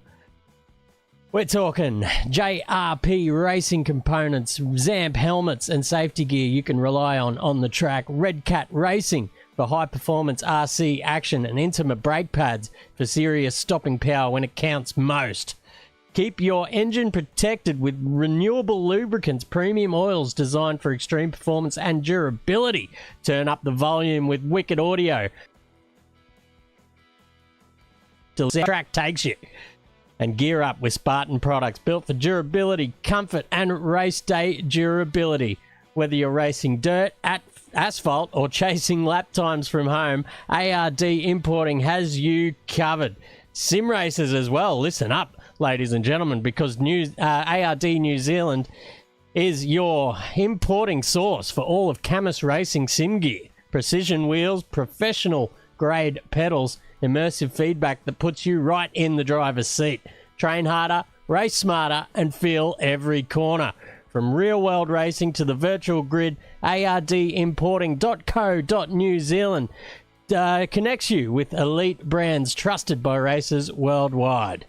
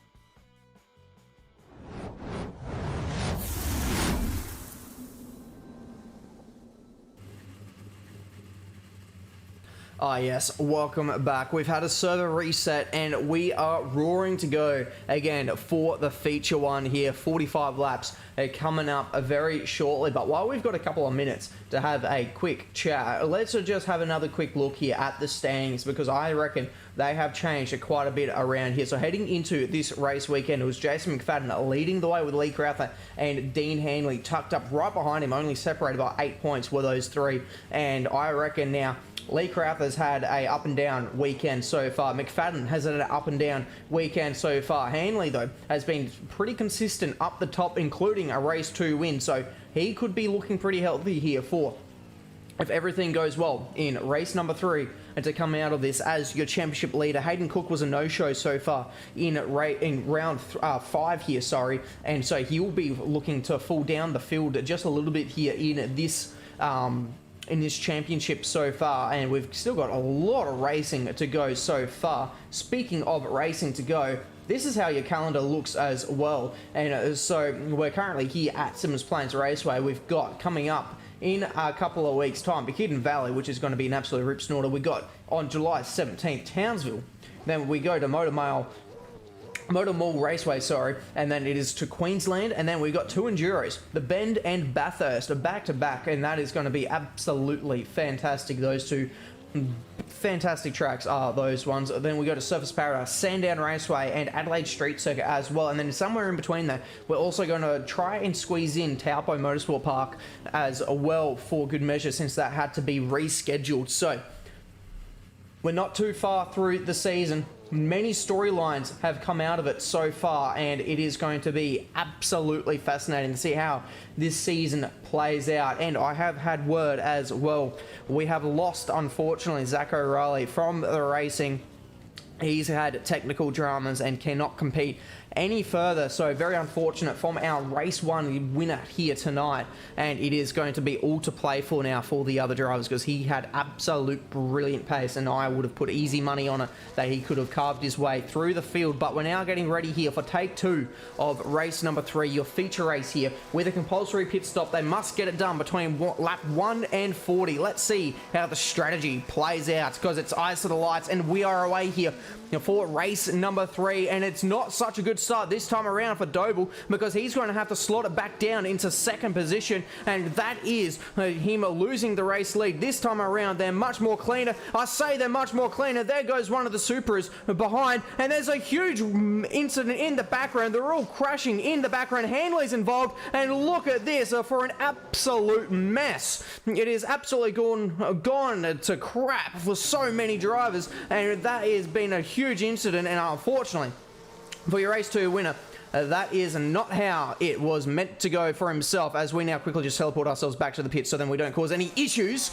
We are now back away, and it is a Doble sitting in 2nd position, looking to try and take away that race lead once again. On occasions, he is showing fantastic pace, and he is looking to try and make that more consistent and see if he can't get himself to the back of Hayden Wallace, who is a very well-accured driver here, and he is leading the charge in the Toyota Supra. I was saying previously in the stream, we haven't seen too many of the Supras in the field so far, and he has got it to the pointy end of the field. And Dean Johnson, unfortunately, has had an issue here, and he has lost a couple of positions, so he's going to try and get himself back into the race here and up inside the top 10 as McFadden works his way back through the field. And look at that, he's probably just done one of his telltale signs, slides down the inside at the hairpin, but just in front of him it's Lee Crowther still trying to get his way through the field. He's in a fantastic spot here to try and take away this race here in race number 3, and he's just got himself by Mason Kurtz, who sends it back down the inside, and there's contact between the two of them, and Mason Kurtz has gone into Lee Crowther. Crowther has gone backwards. That has been an absolutely terrible run of corners for himself, and he's right on the racing line of turn number 6, and he is going to go to the back of the field, and that is so unfortunate for him because he was looking to be in such a promising position. And there is Mason Kurtz. He has readdressed the position, and very rightfully so as well. So both those drivers now well and truly down the field, and one driver who I've just noticed as well as Johnson has been able to get by Waters, because Waters has gone off the road. Now it's going to be Crowther immediately trying to get himself back by Waters here. So this has been an absolutely fantastic couple of corners here of racing between the lot of them. And look at that, Dean Hanley setting the pace already. So we saw Dean Hanley have to go back to the pit lane there with that absolutely humongous crash going down the back straightaway there. And he now finds himself setting the pace, and he is down the field.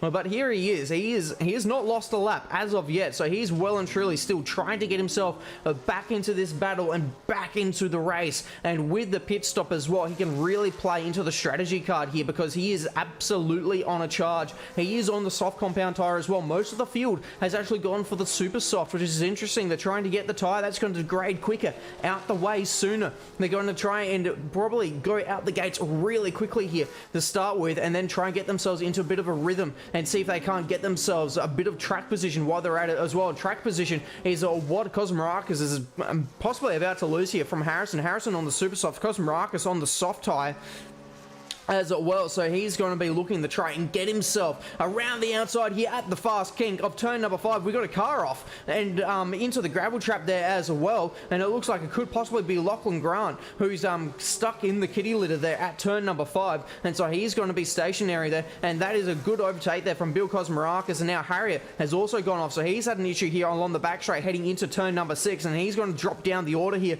as well quite significantly. He was inside the top 10, now finds himself out holding on to the top 15, but Lee Crowther, the vengeance has well and truly ascended here for Crowther as McFadden goes into the fence here trying to get by Doble, and now that's going to add in Elliott into this battle, and the Magnets are back at it again. It's McFadden, it's Elliott, and it's Doble at the same time. Now 3 wide momentarily going down this back straight into the kink. They now go single fire, which is probably the smarter way to go about it all. But it's going to be McFadden looking to the inside. He's got the rears locked. You can see the opposite lock from the gloves, wearing the white gloves. We can see all the wheel work that he's doing. And it's been absolutely fantastic racing between these two all night long so far. And we're treated once again because they're back at it. And that was Wallace who had the big slide going on out in front as well. He still leads the way. He's got 2 seconds over these guys as they continue to battle it out, and it will McFadden go for that legendary slide down the inside that we've been seeing so many times so far tonight. At the moment, it doesn't look like he's going to go for it, but they both go for the high line, and look how close they are to each other,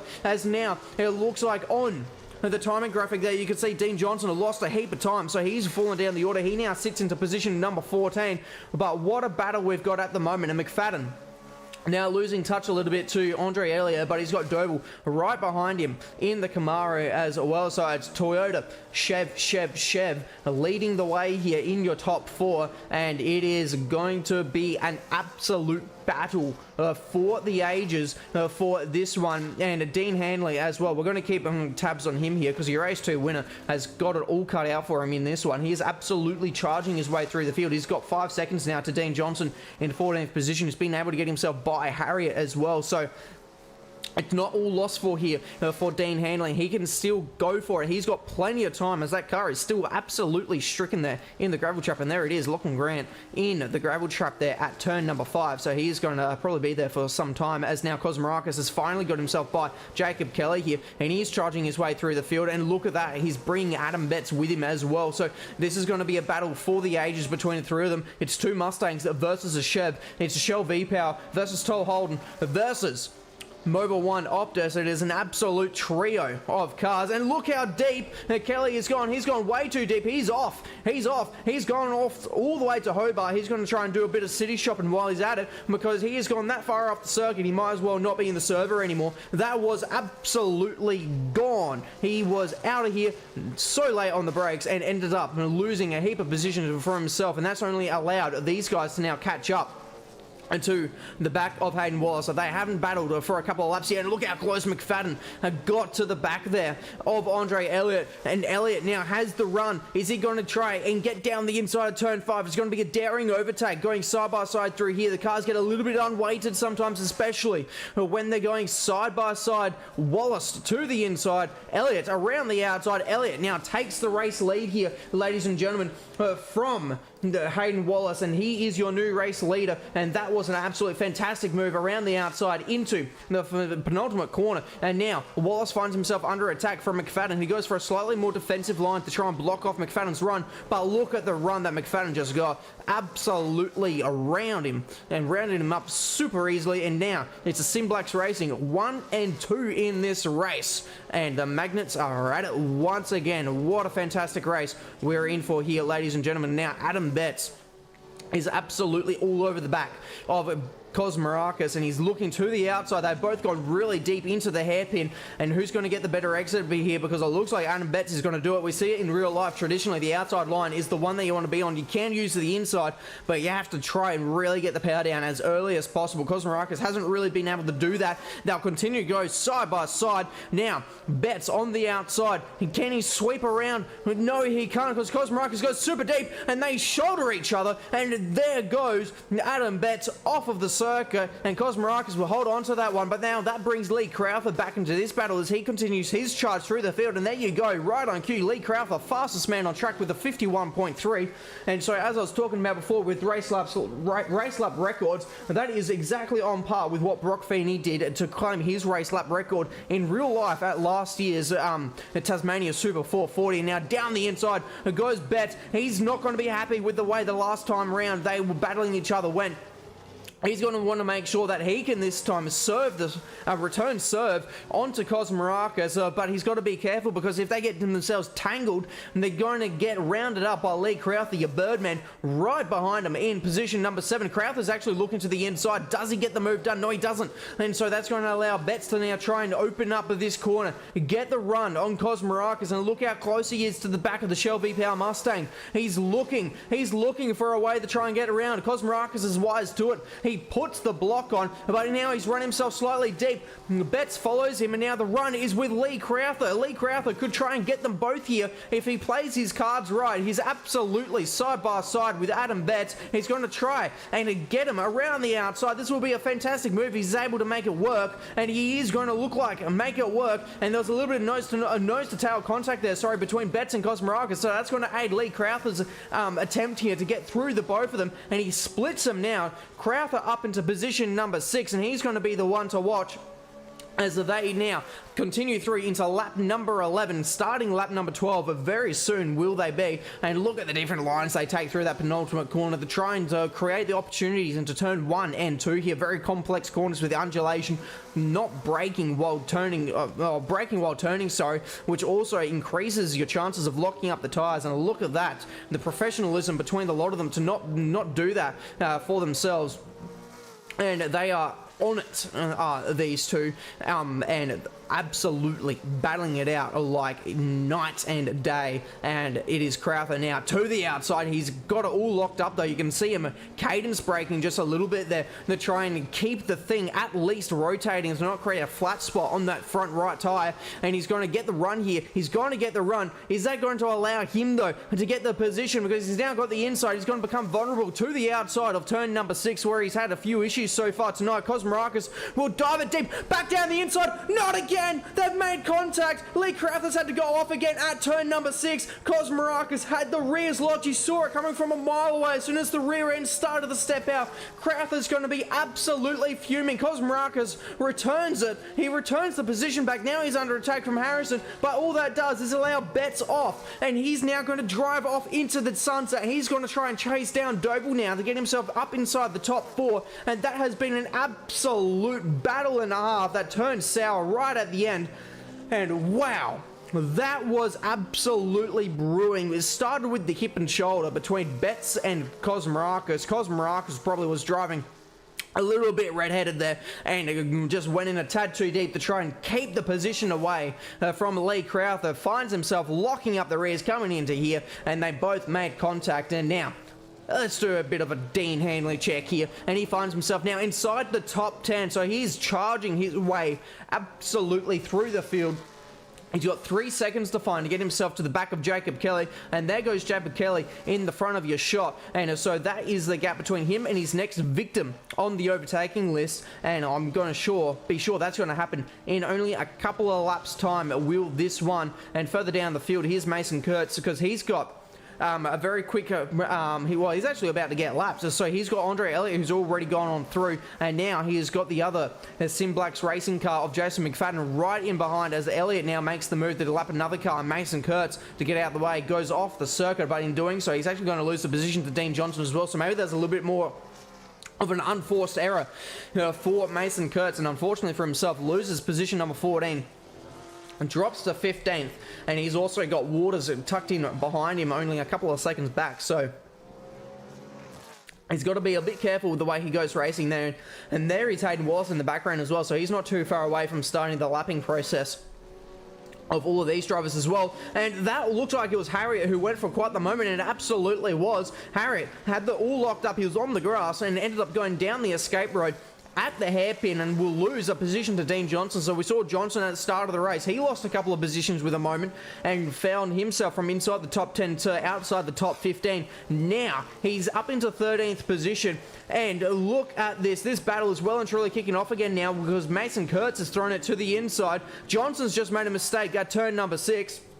That's going to allow Kurtz. Is Kurtz going to get the both of them? Absolutely he does. Kurtz are now up into 13th position. That was beautiful racing between the two of them. And in the background now, they're going at it once again. And there's contact there between Harriet and Johnson. And Johnson's going to have to go for the spin. And unfortunately for himself now also loses the position to Waters. And is that Hayden Wallace with an issue? Hayden Wallace has absolutely got an issue as well. He's gone off. He's had a moment as well. It is all kicking off here down at turn 1 and 2. And Wallace now goes from position number 3 down to position number 6. He's lost a few positions, and Lee Crowther's going to be happy because he's gained through that as well. So Lee Crowther, after being shoved off the road multiple times so far this race, is now back up to position number 5. He's in a top 5 paying position, and he is on the charge at the moment, is your Birdman. And look at that. He has got Adam Betts now right up in front of him. He's starting to reel him in, actually, a little bit, as now Betts goes for the move on Doble. Is Doble going to defend? No, he doesn't. He actually gets a little bit of a hip and shoulder out the way on the way through. He does Adam Betts to give him a little bit of a serve there,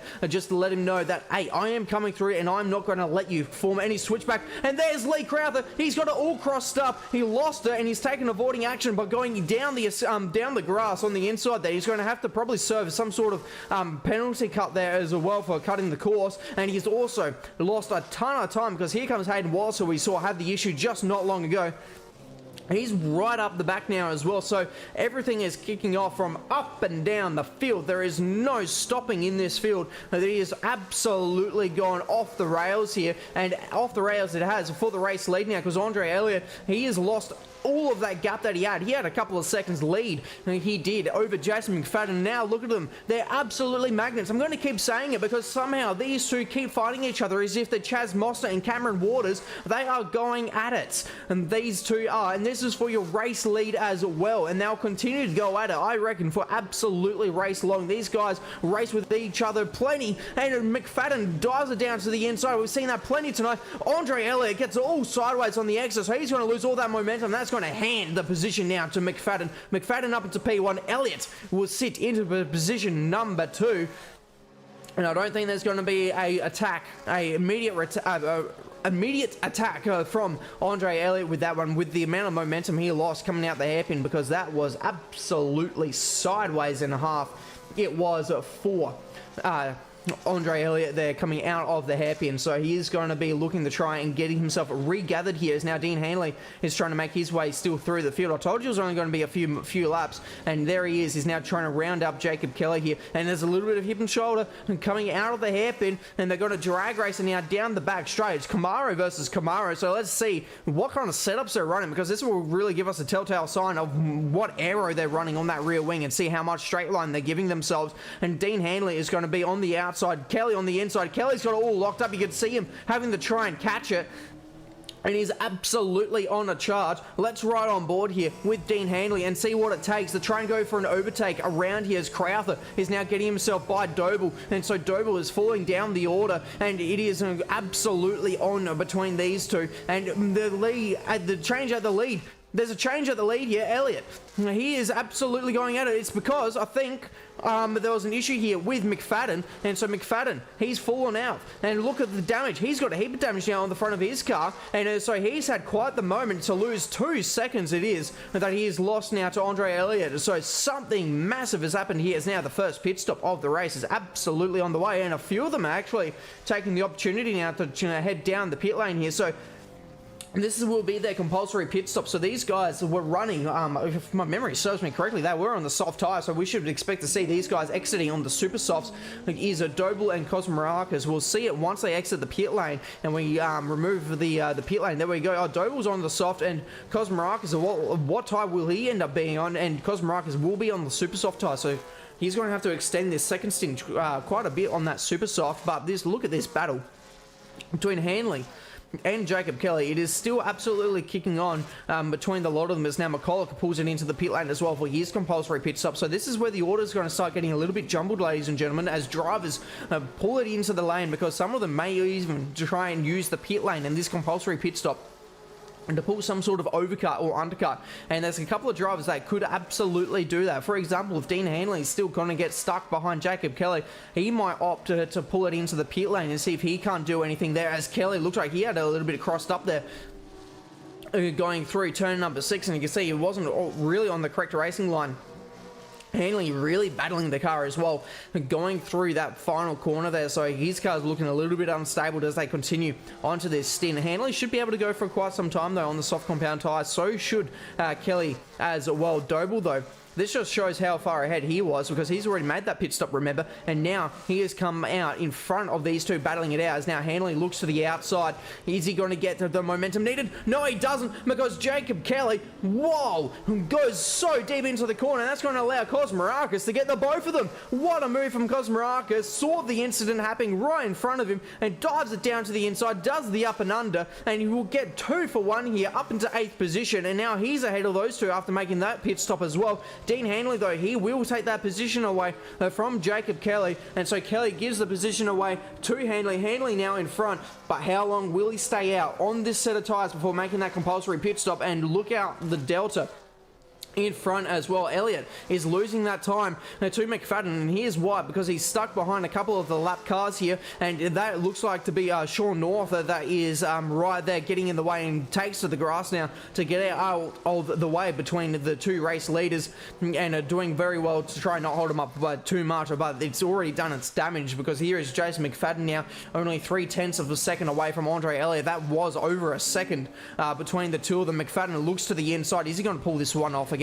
He better not have, because he has done it so many times. It's almost become a bit of a characteristic move now for Jason McFadden to just dive it down the inside, get everything all crossed up, all locked up, and get the move done. He has pulled it off that many times tonight. I don't know how they're not defending it as of yet, but either way, it is an absolute wicked move to watch when he does pull it off, and he will continue to lead the way. Will Andre Elliott, and he's now got McFadden right there behind, and it is going to be absolutely on here between your race leader, but Mason Kurtz and Sean North are going at it between each other now, but Sean North actually goes into the pit lane now. And how is the run here from Jason McFadden, because he is looking to try and make the move done? How far back can he try and send a dive bomb here, because will he send the dive bomb from this far back? We've seen him send it from really far back. You can see him feint to the inside here. Is he going to try and go for it? Because if he does, that would be an absolute godly send, that he doesn't go for it. But you can see the different lines that they're using and the exits that they're able to get, so it's fantastic to ride on board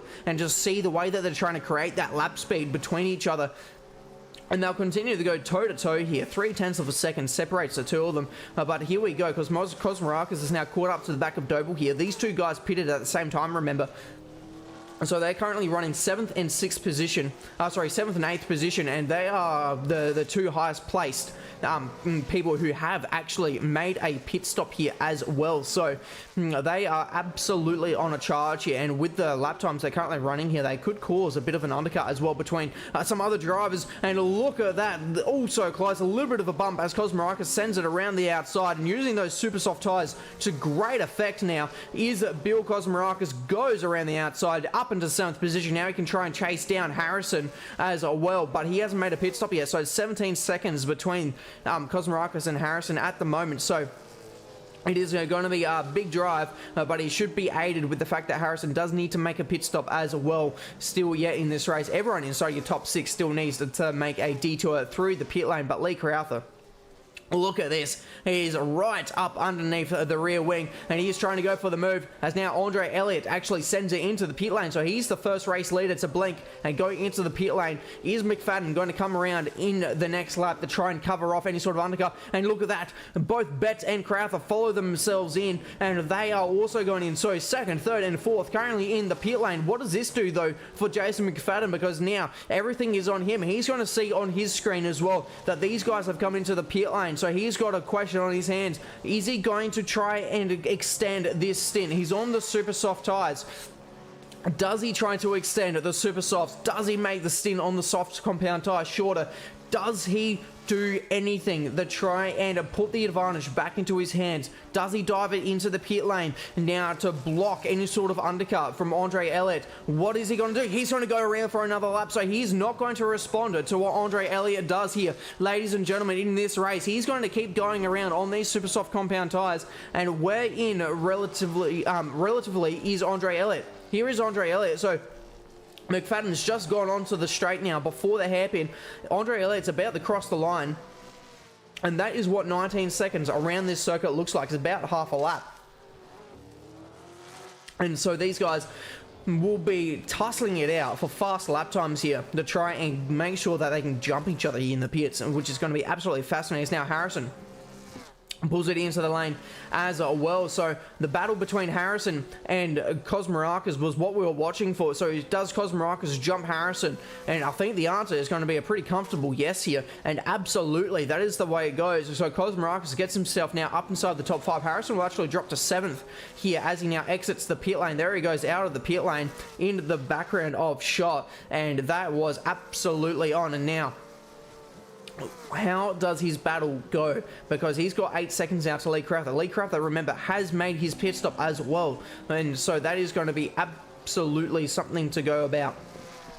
Here we go. It's going to be a fantastic race. Andre Elliott, there he goes. He has got Jason McFadden. McFadden pulled it into the pit lane while we were working out Kosmarakis' strategy there. And no, so now he is your race leader. Andre Elliott, race leader, ahead of Jason McFadden, and they're both on the soft compound tyre, and they have got Jacob Kelly right in front of them, about to go a lap down, and right in front of Jacob Kelly is Dean Handling as well. So this is going to be a very interesting battle to see how this one goes about between the two of them, and they are going to lock horns once more in this race. I can absolutely guarantee that for you, because it's lap 28. We're about to go into lap 29 here, ladies and gentlemen, of 45, so we're well and truly over the half race distance, and it is an absolute sprint to the end now between these two guys.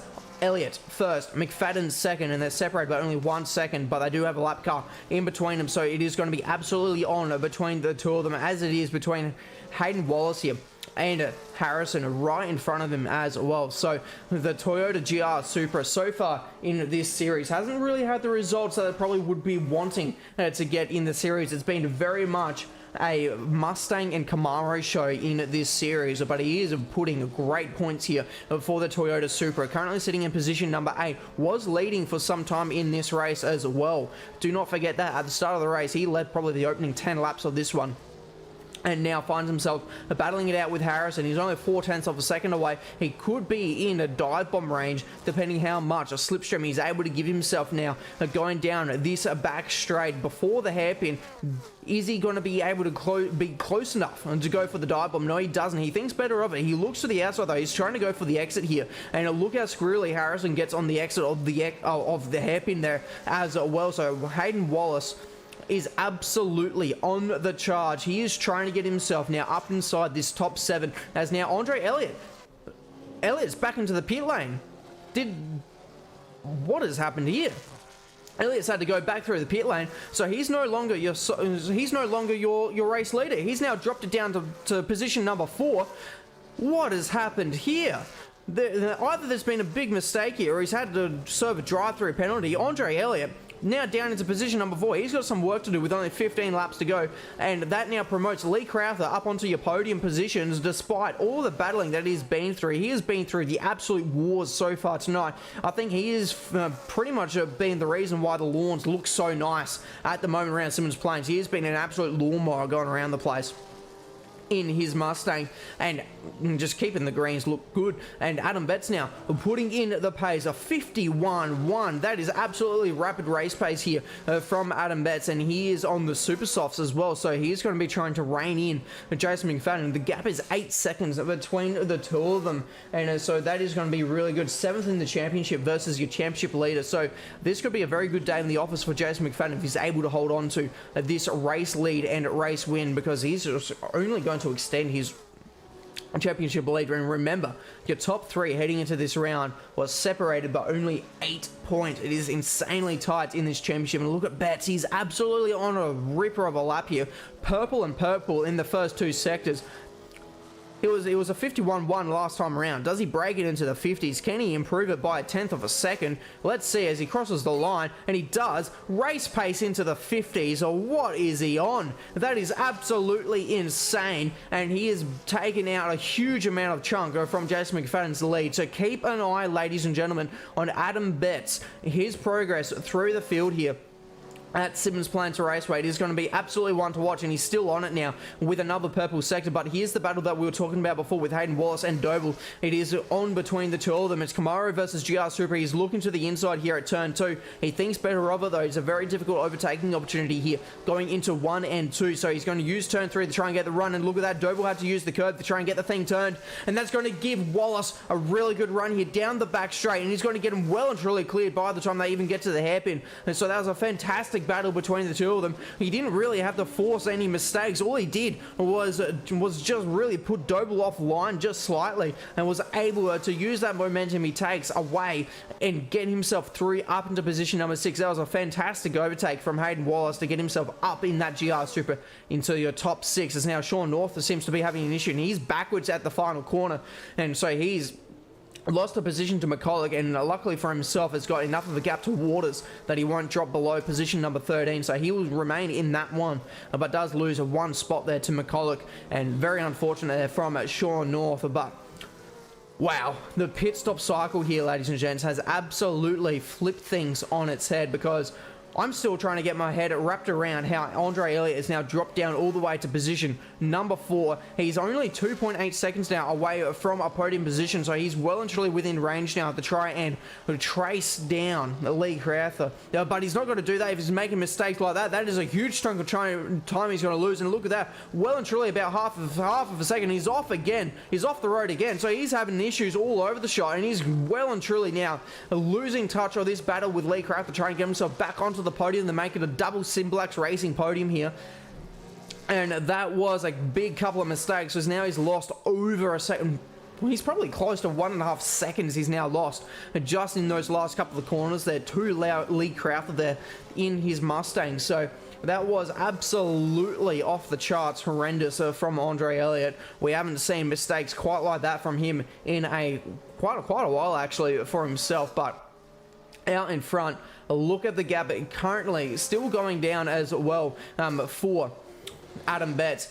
Last time we checked, he was about 4 or 5 seconds away. The gap is now 3.6, so he's well and truly on the charge now as this battle continues to brew here just inside the top 10. It's Doble versus Harrison, so Harrison's slowly falling down the order now and battling it out, but Mason Kurtz has also brought himself into the battle here too, as well as he tries to go to the outside. He's all over the grass, and so he's just gathered it up. No, he hasn't gathered it up. He's locked the rears, and he's gone into the back of Stephen Harrison here, so Harrison's going to have to gather it back up, get himself back onto the circuit, rejoin safely, and that is another incident for Mason Kurtz, unfortunately. Is he going to be readdressing this one? No, he's still at race pace, so this one he probably feels like he was a little bit hard done there. It did look like there may have been a little bit of the squeeze there going into the braking zone, because he was on the grass and then he was trying to regather it, but he doesn't readdress this one, so this one will probably be looked at post-race by the stewards, and he's immediately trying to look to the inside of Doble. A little bit more contact. He unsettles the car for Doble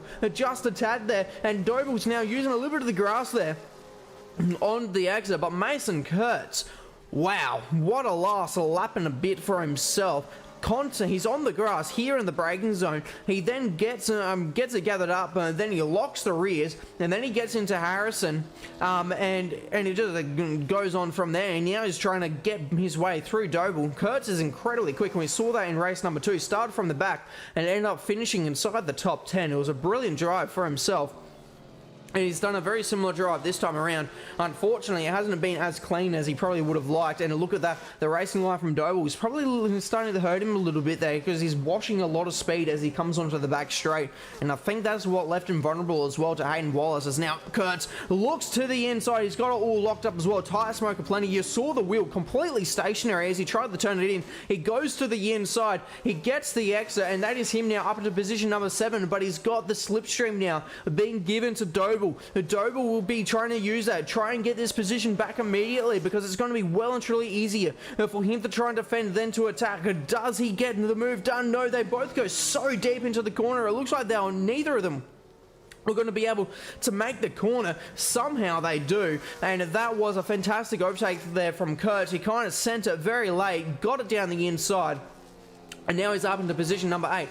But out in front, have a look at this. Oh, and that's a huge slide from Adam Betts. That wasn't what we were going to be looking at. It was going to be the fact that the gap between himself and Jason McFadden was less than a second. But now it's back out the 2 seconds. And look at all the lap cars that they're trying to deal with. He was trying to get by. It looked to be that would have been Jacob Kelly he was trying to get by there in a position number 11. So pretty much your top 10 now have been lapped, even more. And I don't think he's happy with it, because he's done a little bit of a hip and shoulder on the way through as well. He still hasn't been able to get by the lap cars yet. So this is absolutely killing his race at the moment. He's well and truly got the pace. His fastest lap of the race is in the 50s, ladies and gentlemen. That's well and truly qualifying pace. Pole position was a 50.7, so he's not too far off what they were doing in quali, but at the same time, this is quite the battle between Hanley, Harrison, and Kelly as well. So they don't really want to be giving up their battle to let the leaders through. But at the same time, they really have to be letting the leaders through. It's a really hard situation to be in. But he finally gets himself by Kelly. Kelly's smart. He might be able to try and use Betts here to find his way through the field as well. But for Hanley, considering he was in the pit lane before the lap 1 even ended, the fact that he's got himself back up into top 9 position here is absolutely fantastic for himself. And he's going to be looking to try and hold on to it. Betts now gets himself by Doble, and in the background there you can see Harrison going for it, and Harrison has actually just clobbered the wall. He caught a little bit of the wall there and flicked his car out backwards. That was a very awkward moment there for Harrison, and luckily for Kelly, he doesn't get involved in it. And for Adam Betts here, he's still stuck behind Dean Hanley, but I'm sure Dean Hanley is going to let him through. Kurt's actually into the pit lane now as well, so Kurtz is going to tumble down the order, and there goes the gentlemanly Dean Hanley letting Adam Betts go through. So the battle for the lead will go on once more, and you can just see how much time you lose behind the lap cars. 51.6 for his last lap, so that's getting close to a second away from his pace that he's been showing recently. So the battle for the race win. 5 laps to go, ladies and gentlemen, and it's absolutely on. It's now Doble. He's off into the escape road. You can see him there, and there he is. He's parked up, so he's got an issue of some sorts, and he's in the escape road for the turn number 4, the hairpin. But eyes have to go back to the battle here for the race lead, because that gap that was 1.5, nearly 2 seconds, has already come down to 0.7 of a second. Adam Betts is on an absolute charge. It's super soft versus the soft tire. So this is where the strategies come into the play. This is where the feature race which really shines.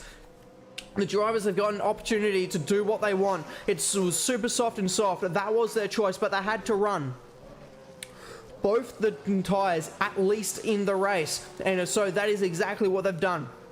They've all come into the lane. They've all switched their tyres, and they are now currently battling it out. And this is where we get the mixed strategy, and it's absolutely brilliant to watch. Betts now only half a second behind Jason McFadden. McFadden will be defending for his absolute life here for the race win here. He hasn't won a race yet so far this season. Adam Betts, he's won 3 of them so far this season, and he's had a pole position. And so he's going to be wanting to really get this one done. They're side by side. He's had had the exit out of the hairpin, and he takes the race lead, does Adam Betts, and that was absolutely brilliant stuff, using the super soft compound tyres to great effect, and he's absolutely dropped Jason McFadden at the same time. It was absolute brilliant racing, and your new race leader is Adam Betts. That was fantastic. McFadden will have to settle in for second place at the moment. I don't think he's got the pace to really battle it out, and that looked like to be Kelly though, and going for a spin there on the exit of turn number 2, and it was. Be careful of the rejoin, because he's got a few cars coming up behind, and he's going to lose out a couple of positions there to Harrison and Mason Kurtz. So that battle's going to continue on, and now Lee Crowther in third position is going to come through and try and lap these guys as well. But in front you can see Kurtz and Harrison going out of their side by side through the hairpin, nearly into the tyre barrier at turn number 4 does Mason Kurtz. But he doesn't, and he's in position number 9. He's going to have to regroup with this battle with Harrison, but just look at that gap extend as well for Adam Betts. It's already 1.7 seconds. That is absolutely insane how quickly he is able to extend that, and that just shows you the difference, ladies and gentlemen, between the soft and the super soft compounders. Mason Kurtz absolutely nails him from rear and gets through on Harrison, and that's going to allow Lee Crowther to come on through as well and to lap those guys too. So this is a very interesting racing in the background between Kelly and Harrison. It's continuing, and there is Andre Elliott also trying to make his way through these lap cars, and they continue to bump each other, and they're crashing down the back straight. And look at this, it's an absolute smoke screen in the back straight, and that was Sean who was that? No, that was Cosmarakis, who only very narrowly missed the spinning in the middle of the circuit. Stephen Harrison, and that was absolutely off the charts. They were going through turns 1 and 2 side by side between these two, and in the end it resulted in one of them in the fence and spinning uncontrollably down that straight. I'm starting to lose my voice. This has been absolutely brilliant racing, but for Adam Betts, he's only got a lap and a half to go here for him to claim the race win, and it's going to be a very well done race win indeed as well. It has gone to the absolute wire. He has played the strategy to perfection, and he is going to really ramp this race up here with only a lap to go. So he is going to be absolutely soaking up this last one. He's got a little bit of lap traffic left to deal with, but he is on an absolute winning streak at the moment, and this is only going to help his championship as well. Coming into this round, he was 7th in the championship. He was 20 points behind Jacob Kelly in 6th position. He was 220 points away from the lead of the championship, but I'm sure this round is absolutely going to change that. He's at a second, and so this time around, as he starts the final lap, he's only got he's only got 4 corners left to go, but he's got 1 lap remaining, and he is on for the race win, and it is going to be a beautiful race win, and I'm sure plenty of celebrations for himself as well. He's come so close to glory. He nearly got the race win away from Dean Handley in race number 2, but he was denied. Handley was too good in that second one. He made a mistake. He lost the time in race number 1, and he watched Zach O'Reilly take the win in that one. But this time around, for Adam Betts, he has been able to dispatch the lot of them. He has played a beautiful strategy, and he will take the win here in race number 3 in the feature race. Adam Betts, take a bow. That was an absolute brilliant strategy play to go onto the Super Softs for your second stint. Well done, sir. And Adam Betts, your race 3 winner here, and makes it a 100% finish streak on the podium as well. What a race that we just bear witness to here for the Misfits Sim Racing Championship, brought to you by NMAX Services. And then it is Jason McFadden. In the end, he didn't have the tyres to hold on. He'll take a second position, and I'm sure he'll be absolutely wrapped with a podium, but he knew he could have gone for the win if maybe he just played the strategy a bit different. There's going to be plenty of what-ifs in this race as they finish off. Lee Crowther will take a podium despite going off the circuit many times and being absolutely punted out the way. He had a really rough day, but he manages to get his way through into a third position, just showing the pace that he had. Andre Elliott in 4th position. Bill Cosmarakis in 5th. Dean Handley from the pit lane recovers to position number 6, and a fantastic drive for himself. Mason Kurtz in 7th. Then Jacob Kelly in position number 8. Hayden Wallace in 9th. And then Stephen Harrison rounds out your top 10 here at Symmons Plains for the feature race. Sean North in 11th. And then Luke McCulloch in 12th. Wesley Harriott in 13th, Clayton Waters in 14th, Dean Johnson in 15th, and Bailey Doble will round out position number 16 with Lachlan Grant, your DNFer in this one. So what a race and what a way to finish off this stream. It has been an absolute fantastic night of racing. And as he now goes for the victory donuts here in the pit lane as well, I'm sure the marshals are going to be absolutely wrapped around that one. Get the phones out and take some photos while you can for the fans there on the pit building. But that has been an absolutely fantastic evening of racing, ladies and gentlemen. And if you did enjoy it, please make sure to like and subscribe. It has been an absolutely fantastic evening of racing, and I cannot say it anymore because, yeah, it is just exactly what we want to see when we go racing. It was absolutely beautiful stuff despite the server issues, but we can always put those aside when we get such good racing like this. Anyways, thank you all to the channel sponsors for helping make this possible, and we will see you all in the next stream. The next one is going to be an absolute fantastic race when we take on the roads of Hidden Valley up in the northern end of the country into the Northern Territory. So I'll see you then. I have been Peter Clark in the commentary box, and remember, until next time, keep it flat out. Sensational TV YouTube channel. Don't fucking miss it.